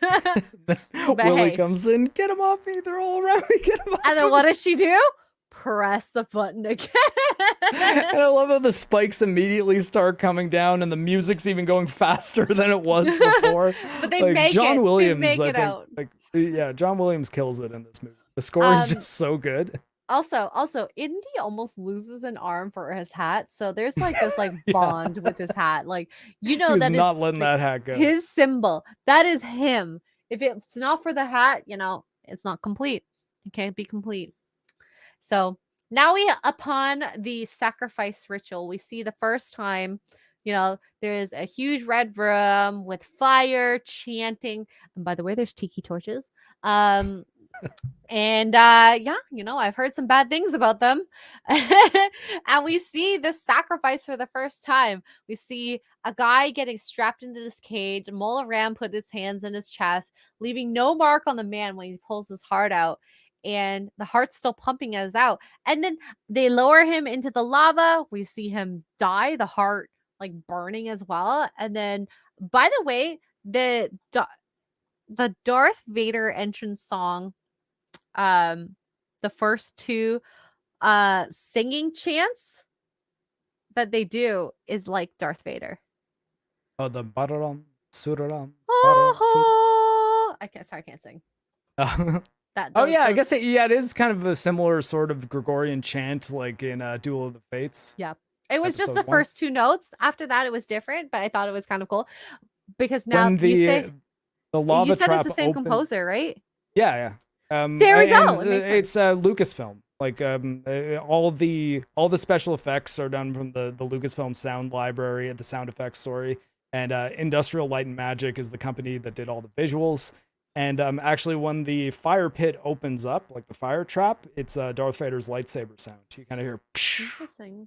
Interesting. I was like, huh. So, I just I like that. I kind of noticed that without even knowing he was the composer for Star Wars. So some of the Star Wars music, I think that's cool. And we see them bring out the 3 stones and place it on the skull, and they're glowing. It's really cool. And we find out that there's diamonds inside, and when they're close enough, they will glow. And as soon as you hear diamonds, Willie's like, oh wait, 1 second, I will be right back. Mark, please entertain the chat. Oh, hi everybody. So everyone here is aware of the fact that this film did both Star Wars and Indiana Jones, right? I guess the last one of the old 1980s Lucasfilm movies that I really love and hasn't been ruined yet is probably going to get ruined soon, and that's Willow. Willow was kind of George Lucas and Ron Howard's movie that they made because they couldn't get the rights to Lord of the Rings. It's got a few issues, but I think it's pretty good for the most part, and it's getting a sequel series on Disney Plus. Hi, Xray Girl. Oh, hey, she's stealing my puppy. This was a ruse. It was a ruse all along, guys. Jojo. I think Jojo's mad at me, but I can't believe she stole my puppy. But yeah, no, Willow will probably get ruined, so you should watch Willow, and maybe watch the Val Kilmer documentary too. It's really touching. Val Kilmer, if anyone knows, well, I guess if you saw Top Gun Maverick, you do know he has had throat cancer, so kind of speaks with one of those little voice box things. And yeah, he came to me. He's so cute. Willow's Val Kilmer in his prime. Yeah, he is very cute. Say hi. Yes. He called out to me. Well, just so you know, I don't think he went to go poop, and he's very gassy. Oh, it's okay. He's a gassy boy. That's why I put him down. I didn't realize he didn't move. I just looked down and he was still in the doggy bed. Okay. All right. So, where are we now? We're at the sacrifice. The skulls are glowing. He ends up going to get the skull, and Mark does note this because he gets the skull, and he hears a yell, a scream. So what does he do? He goes to check it out. Yeah. And you know. Well, and I think that it's or at least the way I expressed it is, I think it's a really good moment where it solidifies that Indiana Jones isn't only in it for the treasure, like the archaeology stuff, the tombs to be raided, whatever have you, because he hears the children screaming, and he's just like, yeah, I'm not walking out of here right now.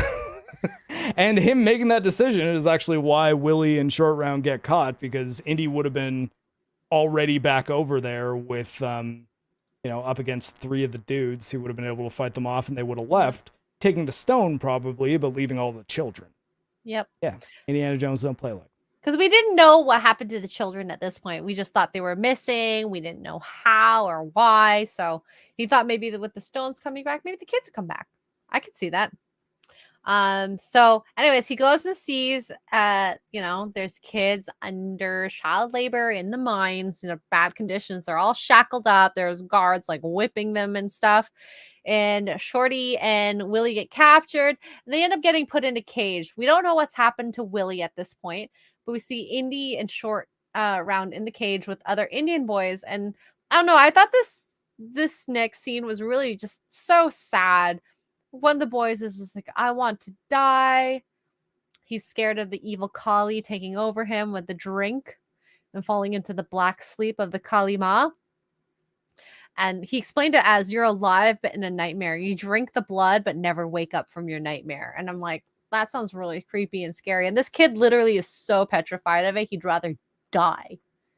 I think that kind of sets the tone. Like, you don't want to be in that situation. So I think they portrayed also kind of wonder how many of them were just normal people who were forced to drink the blood. Like it sort of even makes everyone Indiana Jones kills, like, you're like, oh, there's some tragedy to this. Yeah, the Kali Ma, they're evil. So we find out there's been 5 stones at the beginning. 3 are found, 2 are hidden within the catacombs.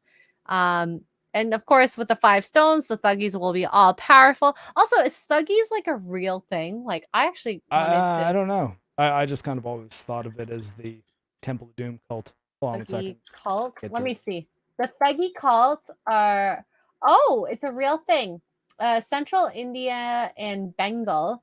The Thuggies are action and crimes carried out by thugs, historically organized crimes of professional robbers and murderers in India. The English word thug traces to the roots of the Hindi, which means swindler or deceiver. I don't know about the cult, but thuggy is like it's like an actual word. I didn't realize that was a real thing, and B, the etymology behind the word. Well, I mean, I think the word thuggy, but maybe not the word cult. The Thuggies were real? Oh. Interesting. You actually have visited Mike Likes Tacos? Interesting. Wow. Nick, I hear that they make you drink that to work in Hollywood. That could make sense. That makes sense. In other words, politicians. Oh my God. Oh, you guys are killing me, chat. You guys are killing me. So I've returned. What? Oh, you returned. I found a puppy. We found a puppy. So he is being threatened to kind of like drink this blood by what's his name? Mola Ram. And the first time he forces Indy to drink, he like spits it out. I thought that was kind of cool. That seems very, Indiana Jones. I'm not going to drink the blood. And then, he gets beat up a little bit. Short Round gets brought out and gets beat up as well. And I think this is interesting. This is the first time we've seen kind of something more out of the box, but like a voodoo doll. Mm-hmm. The little prince brings out a voodoo doll of Indiana Jones, puts it by the fire, makes him all like not so strong. and he's like crying in pain. So it obviously is like real and it's linked. And this is like the first time we've seen a main character get beat up that is a child. I didn't like Short Round getting whipped. I thought that was evil. Oh, Short Round has his reach. But I don't know. Obviously, Indiana gets whipped. Short Round gets whipped. And then eventually Indiana gets the drink and he gets into the dark sleep, the nightmare, and he becomes one of them. I don't like that. I don't like that. Well, I mean, it was really sad. It really isn't that much of the movie. Like, he's evil for like 2 scenes. And that's sort of where I think they really gave Short Round something significant to do. And this is what I was talking about with Short Round is the one who saves the day. Like, unless, I don't know, I guess we're not really at that action scene. Was there anything you wanted to address before we got to when he turns Indy back? No. Okay, so puppy's so cute. Look at him. Short Round getting not just like trying to, he tries to just convince Indy. He's like, Indy, wake up! I need you to wake up. And then Indy slaps him, and even then, like he's very hurt, and he like says, Indy, I love you, and then he sees that Indy's about to attack him again, and then he runs and grabs the torch off the pillar and burns him. Just as a like, I need to do the most dramatic thing I can think of to try to snap him out of this. And hey, there's fire. So like he thought on the fly and thought quickly. Yeah. And I guess ahead. How much did I skip ahead? Really? Not really too much. Willie is the next sacrifice. Oh yeah. Sorry. Anyways, okay. There we go. Ahead. Willie's the next sacrifice. I jump right to Short Round. No, you just want a Short Round. Indy is fully asleep. Sure. Willie is the next sacrifice. They bring her out in like her beautiful dress and they put her in the cage. While all that's happening, he brings Indy forth and it's like, I guess they want him to do like the official sacrifice. Yeah. I thought that was weird. Like, wouldn't Mulleram want to? I mean, it proves that the hypnosis is working on him if he's going to kill what's effectively his love interest. But like, also, why did they not take her heart out? Yeah, that's a bit of a contrivance. Yeah, they didn't address that. Like she got lucky because plot. I won't defend that. Yeah, I think that was the one plot hole that I was like, that didn't make sense.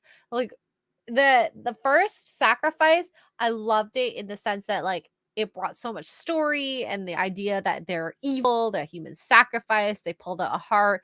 They're a bit magical because there was no hole in the chest after they pulled the heart out. So why did they not pull her heart out? Maybe if they were like, women heart are weaker? I don't know. I mean, they could have even done something like in the initial scene, have his heart being pulled out be something that was specific to him, like something he did that resulted in him having his heart ripped out before he got burned. Yeah, but maybe they didn't. Mondays, so it's that's women, me writing the movie in my head after the fact. So Heart Tuesdays, Women Wednesdays. You know, it had to be a woman sacrifice on the Wednesday. No. Wow! Wow! They were implying women were heartless. Don't know. I don't know how to do the drinker accent. Why don't know? But you sound Japanese. I mean, the problem is when I go into Scottish, I always just turn into Sean Connery. Maybe. So we see him, lock her up in the cage. They start lowering her, and then of course Short Round tries to wake him up with the torch. He's like, Indy, I love you. Wake up, Indy. You're my best friend. Wake up, Indy. I thought that was so sweet. Well, I mean, I thought that Short Round and Wuhan actually at the beginning of the movie, in addition to the context we have, if you'd seen Raiders of the Lost Ark, the relationship he has with Sala, it's kind of interesting to think that Indy goes on all these adventures around the world and he just has people who he connects with and who always remember him and are always willing to help him out. They don't travel everywhere with him, but when he's where they are, they're right there with him on the next adventure. I thought that it was cool seeing Wuhan as like one of the guys that, I mean, when he dies, he has this kind of melodramatic death scene where he's like, but into the great unknown, I go first, Indy. and then dies. And a short round, it's like, oh, this is another one of his bros in Shanghai. Happens to be this like 10-year-old kid who's really, really, really resourceful. Yeah. Yep. It's very interesting. So the kid torches him, and he actually does wake up, but he pretends that he doesn't. And I love that little to get a strategic advantage. The little wink that he does to him, like he holds short round and is like, "He's mine." And then he goes to kid, "I'm all right, kid." Winks, and then they do a fight scene. Yeah. Well, and what I really liked about this, watching it now, when I think I'm much more critical of movies, obviously, than when the first time I saw it as a kid. Short round fights two dudes, but he immediately kicks them in the balls, both of them. Like he kicks one guy in the balls, then runs up to the next guy and kicks him in the balls. And I'm like, all right. They made it kind of reasonable as to how this 10-year-old would be able to like not beat the living crap out of two full-grown men, but hurt them bad enough and quickly enough that he can get past them. That's all he's doing. He's just running. So the first fight scene in Raiders of the Lost Ark, we saw Indiana Jones do real life fighting, which include kicking him in the balls. Yeah. So I think that like he kind of taught short round how to fight too. Well, no. The great thing with these movies is these fighting scenes on people who aren't maybe classically trained in martial arts makes sense. Yep. Because they're fighting dirty. They're fighting with what they can. I'm sure if Willie were to fight, she'd pull hair, you know.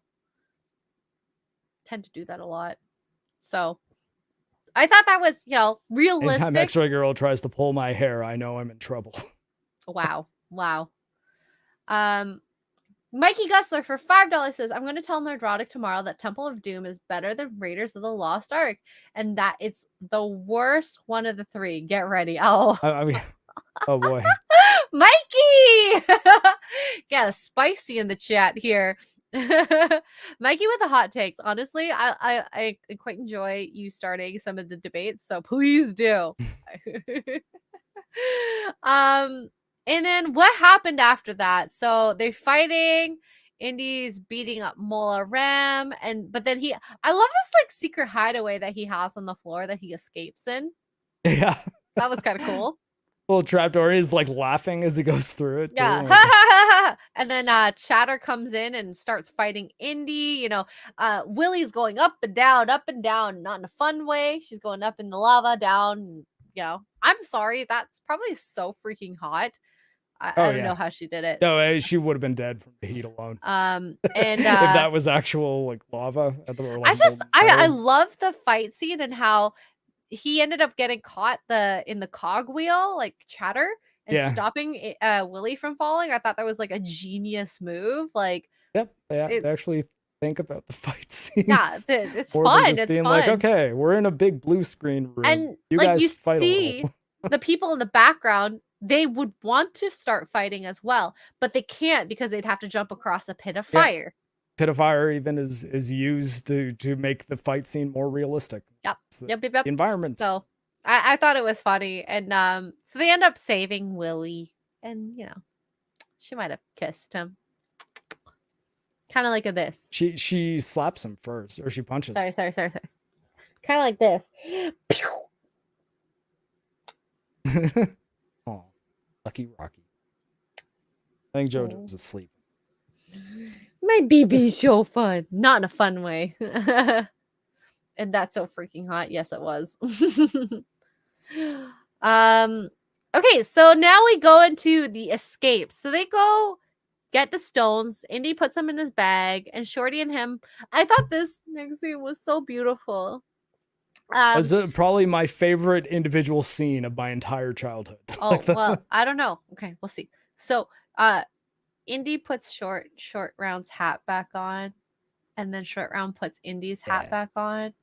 And it's like this sweet father-son moment, you know, like I know we know that short round he's adopted in a sense, like he got found pickpocketing, wasn't in the best of luck. He lost his parents when he was young. So, you know, it's like Indy is his father figure. And we see him say literally, "Indy, you're my best friend. I love you." You know, there's this like sweet bond that they had.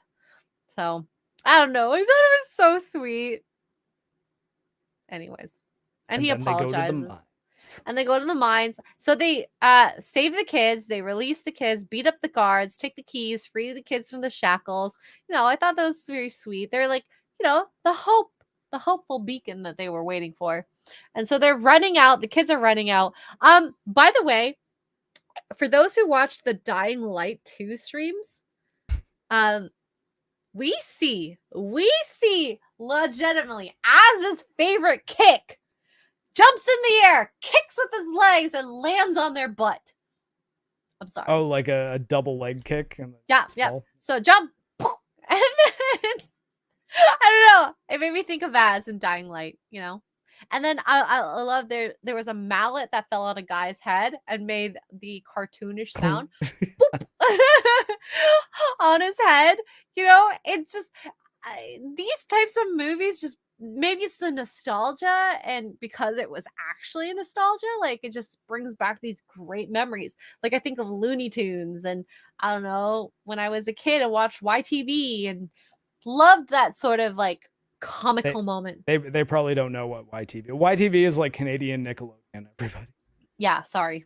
Youth television. Yes, Az loved those drop kicks. Maybe a bit too much, but it brought a lot of good laughs. Hi, Andrew Matthews. That's all good. You joined. This will be up for a while. Oh. Wow, that is as a porn. Shark dentures. Wow. Andrew Matthews for 2 British pounds says, I want monkey brains. Heck no.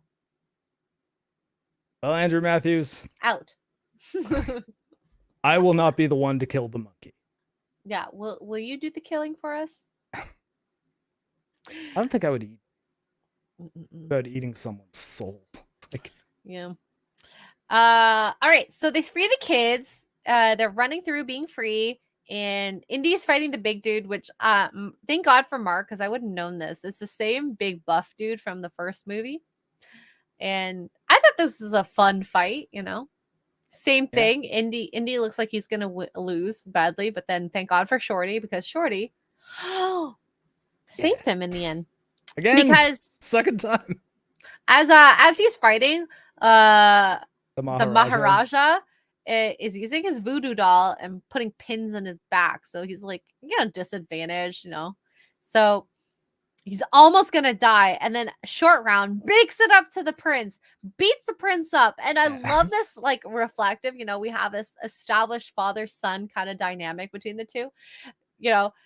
Shorty's beating up on the Maharaja. Yeah, Indy's beating up on the big dude. And they both have them in like a ground and pound, though. Like they're both on top of their opponent, just punching them in the face as hard as they can. It was such a great moment. Like being a little kid, I was just like, man, I would love to be Short Round, because like, it was when you're a little kid and you see this movie, you kind of have that. I would love to be Indiana Jones's sidekick.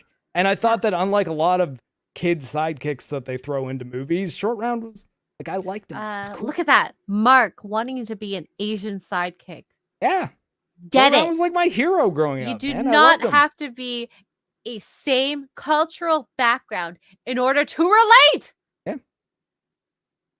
Just saying. Sorry, I got a little angry there. Mr. Buttcrack Media. Sorry, the Buttcrack. Wow, it's Mafia now? Sorry. The Buttcrack Mafia for 99 cents with the poop emoji, my favorite emoji. Thank you. Yeah. So we kids beating up on kids, and Indiana Jones beating up on big buff dudes. That sort of thing. I like that. I love that. And Willie's just being the best cheerleader in the background. Yeah, get him, Indy. Get him. Oh gosh. And then at the end, Singh tells Shorty to use the left tunnel. What happens? Not that. The Uber Geek. After seeing The Force Awakens, I will forever now have I bypassed the compressor vibes from Willie in Temple. Willie is like far from being a Mary Sue. She's like arguably useless. Like, she is useless. She delivers like one time in the movie. Granted, it's important, and she saves both Indy and Short Round, but it's I don't think Willie could be argued as being ultra competent and like She's good not at everything. competent. She's not perfect at all. She is literally a woman in the every woman type of stance, and that is not a bad thing. What I'm She saying does have one thing in common with Rey. She's constantly trying to get out of the movie.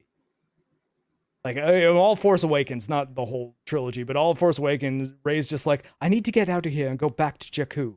My parents might be coming. Jakku? And it's like, yeah, okay. You don't want to be the star of this movie, Rey. Cool. That's a really great quality to have in the hero, them constantly wanting to run away. That's me. Sorry, I really like that. From Jakku. I know this does not happen, Andrew Matthews. We do not. What the fuck was that about, Abu Nas? That's all I can think of is Abu Nas parodying it. What the fuck is that about? That was the best.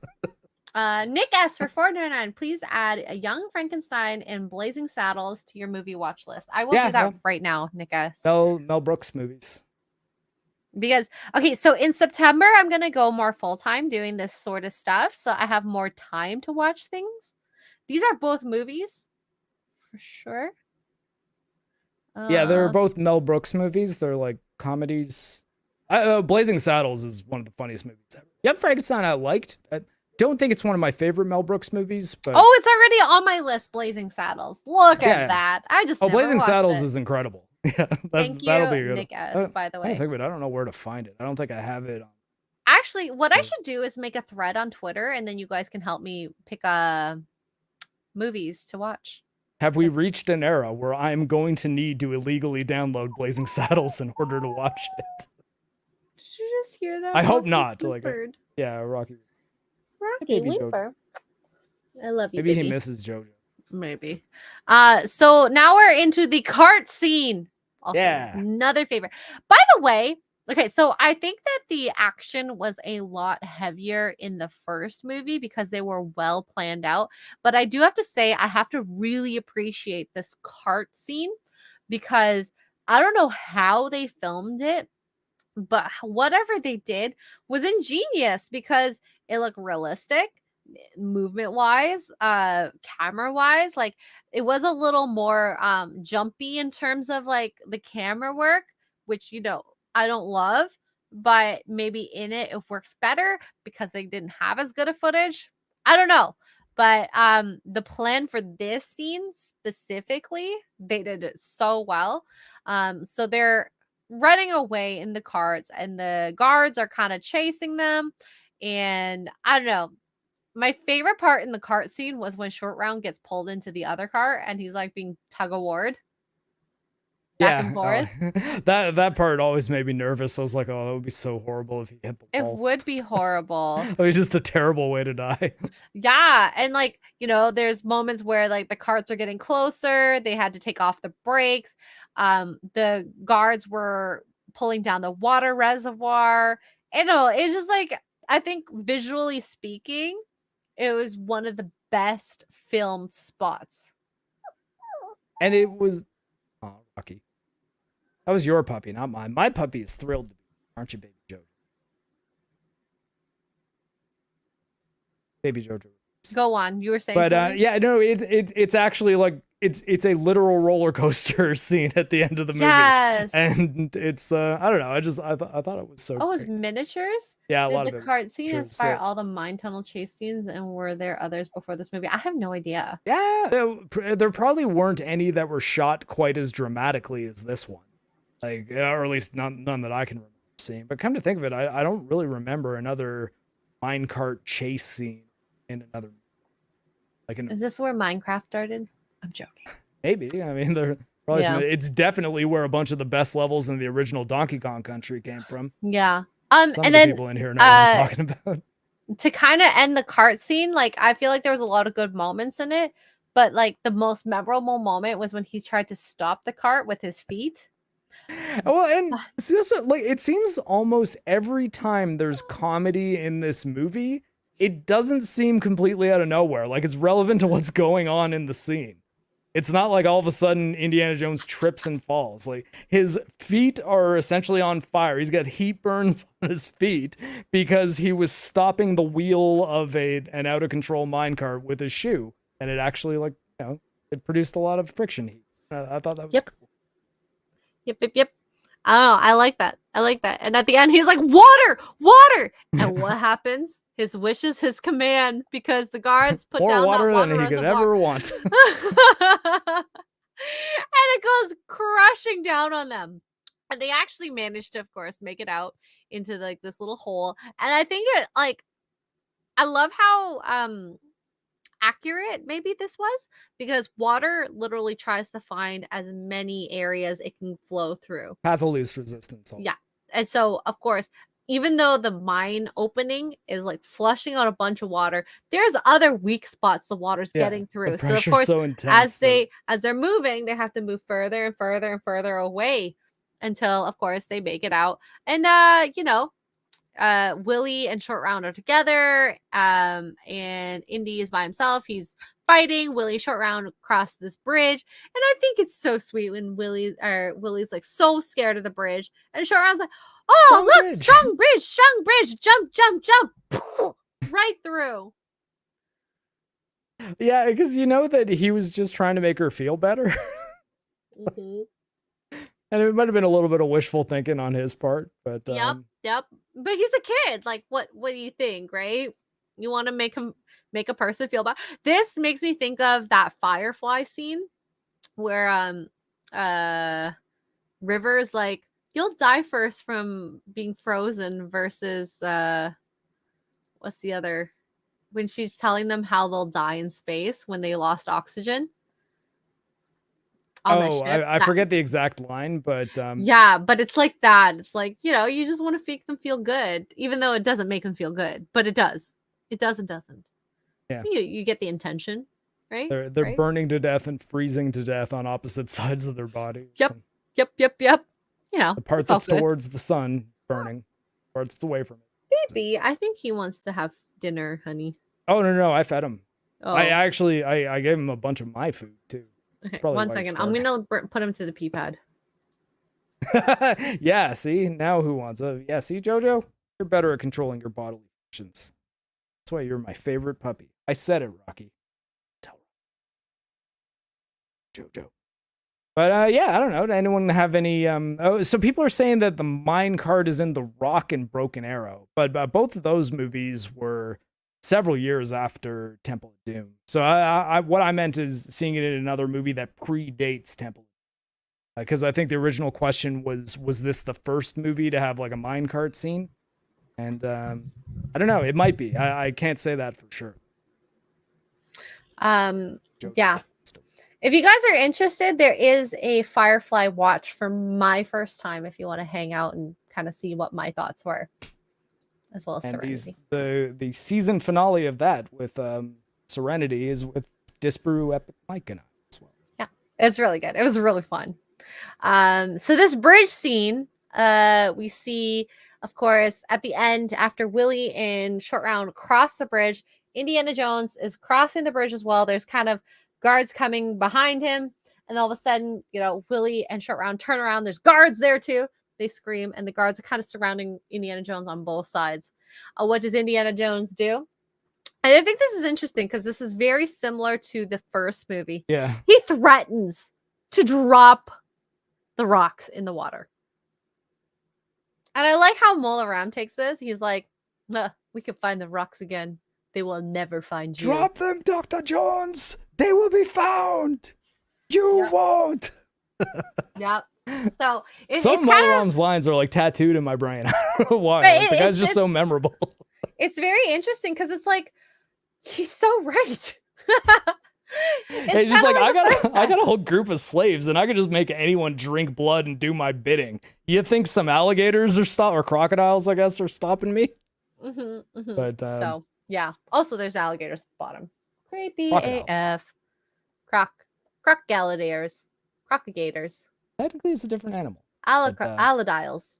You'll only see alligators in North and South America, and I believe you will only see crocodiles in Asia, unless there are Asian alligators. I don't know. I'd have to look. I don't know. And he doesn't believe them, and so Indiana Jones ends up cutting the bridge. Willie, Short Round, Hang on, all the guards. Hang on, lady. We going for a ride. Sorry. Hang on, lady. We going for a ride. Oh my God, is he nuts? He's not nuts. He's crazy. He crazy. Don't tell me that's not a good line. Come on, he's not nuts. He's crazy. I just love his lines. They're so beautiful. It's my childhood, essentially. And like Short Round kind of has no problem with it. Like he's just like, okay, Indy. And he just like kind of hooks his arm around the rope. I trust you. I love. He's like, yeah, no, he's crazy. He's going to do this, but if you do what he kind of signals you to do, you'll live, probably. Yep, probably.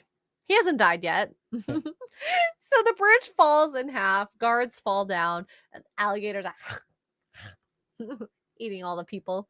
And Mullah Ram, he is a selfish douchebaggery. He like will kill guards in order to live. So of course he's like throwing people off the bridge. Him and Indiana Jones are fighting. Indy gets kind of beaten down. He's kind of climbing up.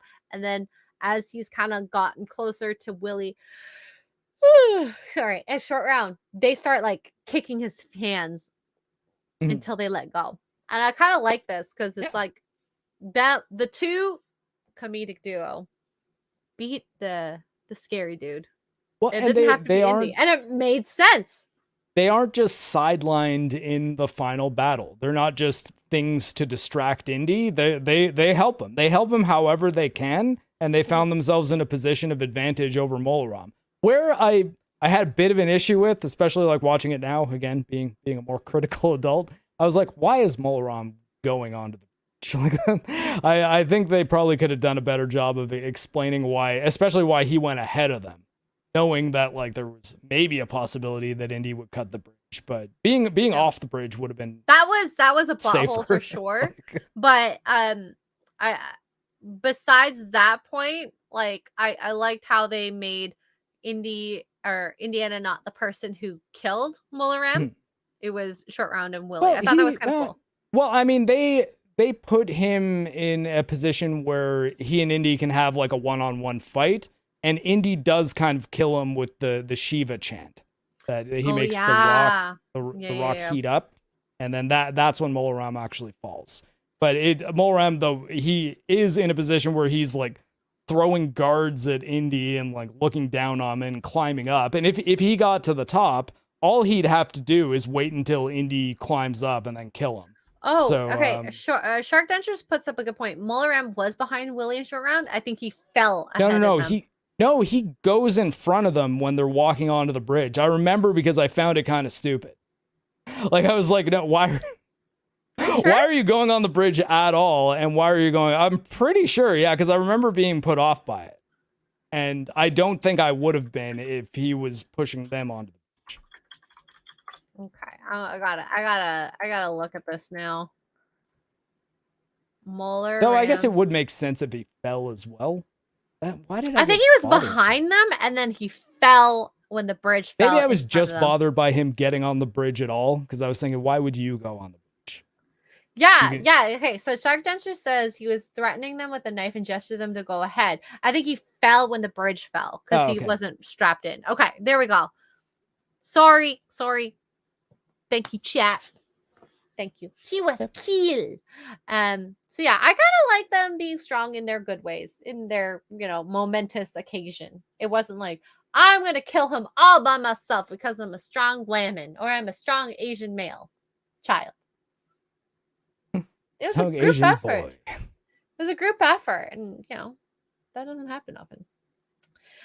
So he ends up dying with the chant. I don't know what he chanted. Do you know what he chanted? He says something in Hindi or Sanskrit, and then says, "You betrayed Shiva." Oh, and there we go. I mean, yeah, I think it's Sanskrit that he's speaking. It's an older language. I don't know. So the 2 eggs drop out. He said the Mullah Ram grabs that egg. Says he chants that the egg is so hot, and then Indiana Jones grabs it as Mullah Ram dies and puts it in his bag. They all live happily ever freaking after. And of course they live. And also, who are the blue turbans? Is this like the British Indians? Yeah, it's the British legionnaires, I guess would be the expression for it. Although I guess French for legionnaires, but I thought that was colonial British troops. They'd be Indian troops trained by the British military and who served in India, in England's or Britain's interests. Yeah. So I thought that was interesting. The British people come in, save them. Do you guys hear the puppies fighting? No. Okay. The British militia. I got a good mic thing. We haven't gone to the village ending. So after all that saving, they return to the village.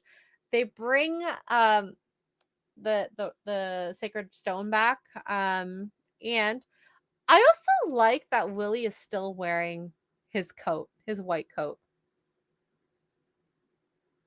Like, I think that's so sweet. It's almost like, you know how like girls, they love when they wear their man's sweater, their suit jacket, stuff like that. I thought it was like kind of symbolic, you know? It's like, I like you. That's why I wear this thing. So, and kind of alluding to what I said earlier, the villagers were dressed in drabby, very boring colors. Now they're wearing bright colors. They're very happy. Yellow, oranges, bright colors to signify the happiness as the kids are coming back. The stone's coming back. Life is better. And I don't know, kind of symbolic. I thought that was kind of nice. And of course, the old Indian guy is just like, I knew you'd be able to do this. And yeah, that was very sweet. It was very sweet. Very wholesome, very adorable. And I don't know, I might have teared up a little bit seeing moms reunite with their children. Yeah. Yeah, you know, have you guys ever watched military husbands coming home to their wives or vice versa? Like, those are just such sweet videos. And this kind of had that like kind of feeling for me. Like, dang. That's why I always come home at random times of the day and just play country music so that Xray Girl's like, who's there? And I'm like, expect to see me, did you, honey? She's like, and we run at each other in slow motion. MarcTheCyborg. He home. Oh my gosh. And then I love the Willie and him last scene too. Yeah, so he wants to go. He wants to go on a new adventure. She's like, hell nah, you're trouble, boy. I'm not doing this. You're crazy. I'd rather not do anything. I want to go straight home. Blah blah blah blah blah. Then go with you to Delhi.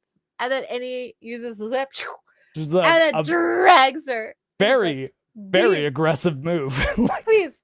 Come back to you. Like, boys, never try something like that unless you're 100% sure it's gonna work. Because if it doesn't, you're going to jail. Akko Taco. Definitely Akko Taco, for sure. I was walking away from him, told him I wanted nothing to do with them, and then he whips me. Who has a whip? We do? No, I'm okay, not. He has like a lion taming whip, not your kind of whip. Stop outing our personal lives. Wow. Moo Butts is usually the worst of the three. We got some lovers in the chat. I disagree.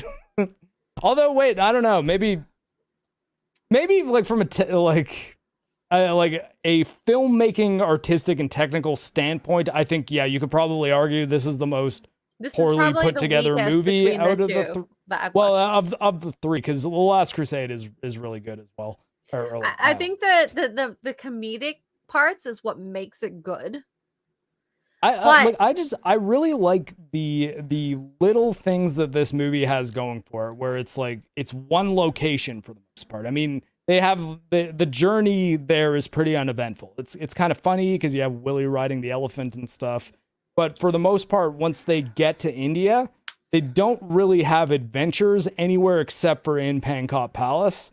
And I thought that was really cool, that it's a temple of doom, and we're not going all around the world in this one. It's one very important situation that deals with a small number of people relative to at least, all of World War II and the other two movies. Like all the Nazis and everything. But I don't know. I just think that this one really comes together as its own little adventure. But yeah, I mean, that's why I say I don't think it's the best one, but it is my favorite. Shark says it is the worst of 3. Doesn't mean it's bad. Exactly. Oh yeah, no, exactly. I would definitely argue against people that say Temple of Doom is a flat out bad movie. I'd be like, okay, well, it's just what not would be best. a good adventure movie then if Temple of Doom is bad? But at the same time, even like I just the reason it's my favorite over the other 2 isn't because I think the other 2 are not better movies, like from an objective standpoint. It's just because I really liked all the little things Temple of Doom was doing. Having Short Round as the sidekick, the one location thing. Even having Willie as a real huge counterpoint to Marion. As like you had a super useful and resourceful female lead in the first movie, and in this one, she almost could be no more useless than she is. But she, Indiana Jones, he has a different way of taking care of those 2 people, right? And like Marion, he just sort of has to give a hand to here and there, or like make a couple key decisions. Where Willie, he's like, oh God, I can't leave you alone for a moment. Yeah. So I think overall, my thoughts on this movie, as you guys kind of can gander, that I love this movie. I do. I thought this was a very entertaining movie. I think the comedy is kind of where I love it for. Like, and I think if it wasn't for the comedy, would it have been as strong? I don't know. And Short Round, I think a lot of people could, relate to Short Round. Well, yeah, and I think that he's the way you do a kid sidekick. You have them be more of a help than they are a liability. Like Short Round was more helpful to Indiana Jones than he was hurtful, except for like, I mean, the scene where he sets off the traps, but realistically, like that's not Short Round being an idiot. It's like that was a mistake anyone can make. Yeah. He's walking around a dark tomb. Oh, I cannot wait to watch the next movie for next week now. Okay, if I had to give a number for this, 8 out of 10. 8 out of 10. Yeah, I'd say that's fair to say.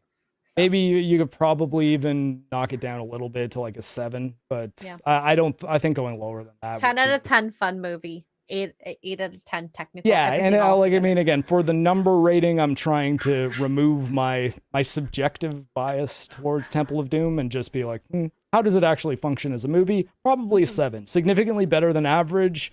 Pretty shy of masterpiece, though. Like, better than today's movies.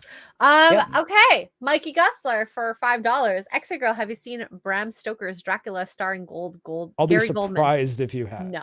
Okay. It also stars Keanu Reeves as the most Californian sounding Englishman ever. And it's a Winona Ryder. And romance film. Well, it's interesting. Like, I think horror might be going a little far for Bram Stoker's Dracula.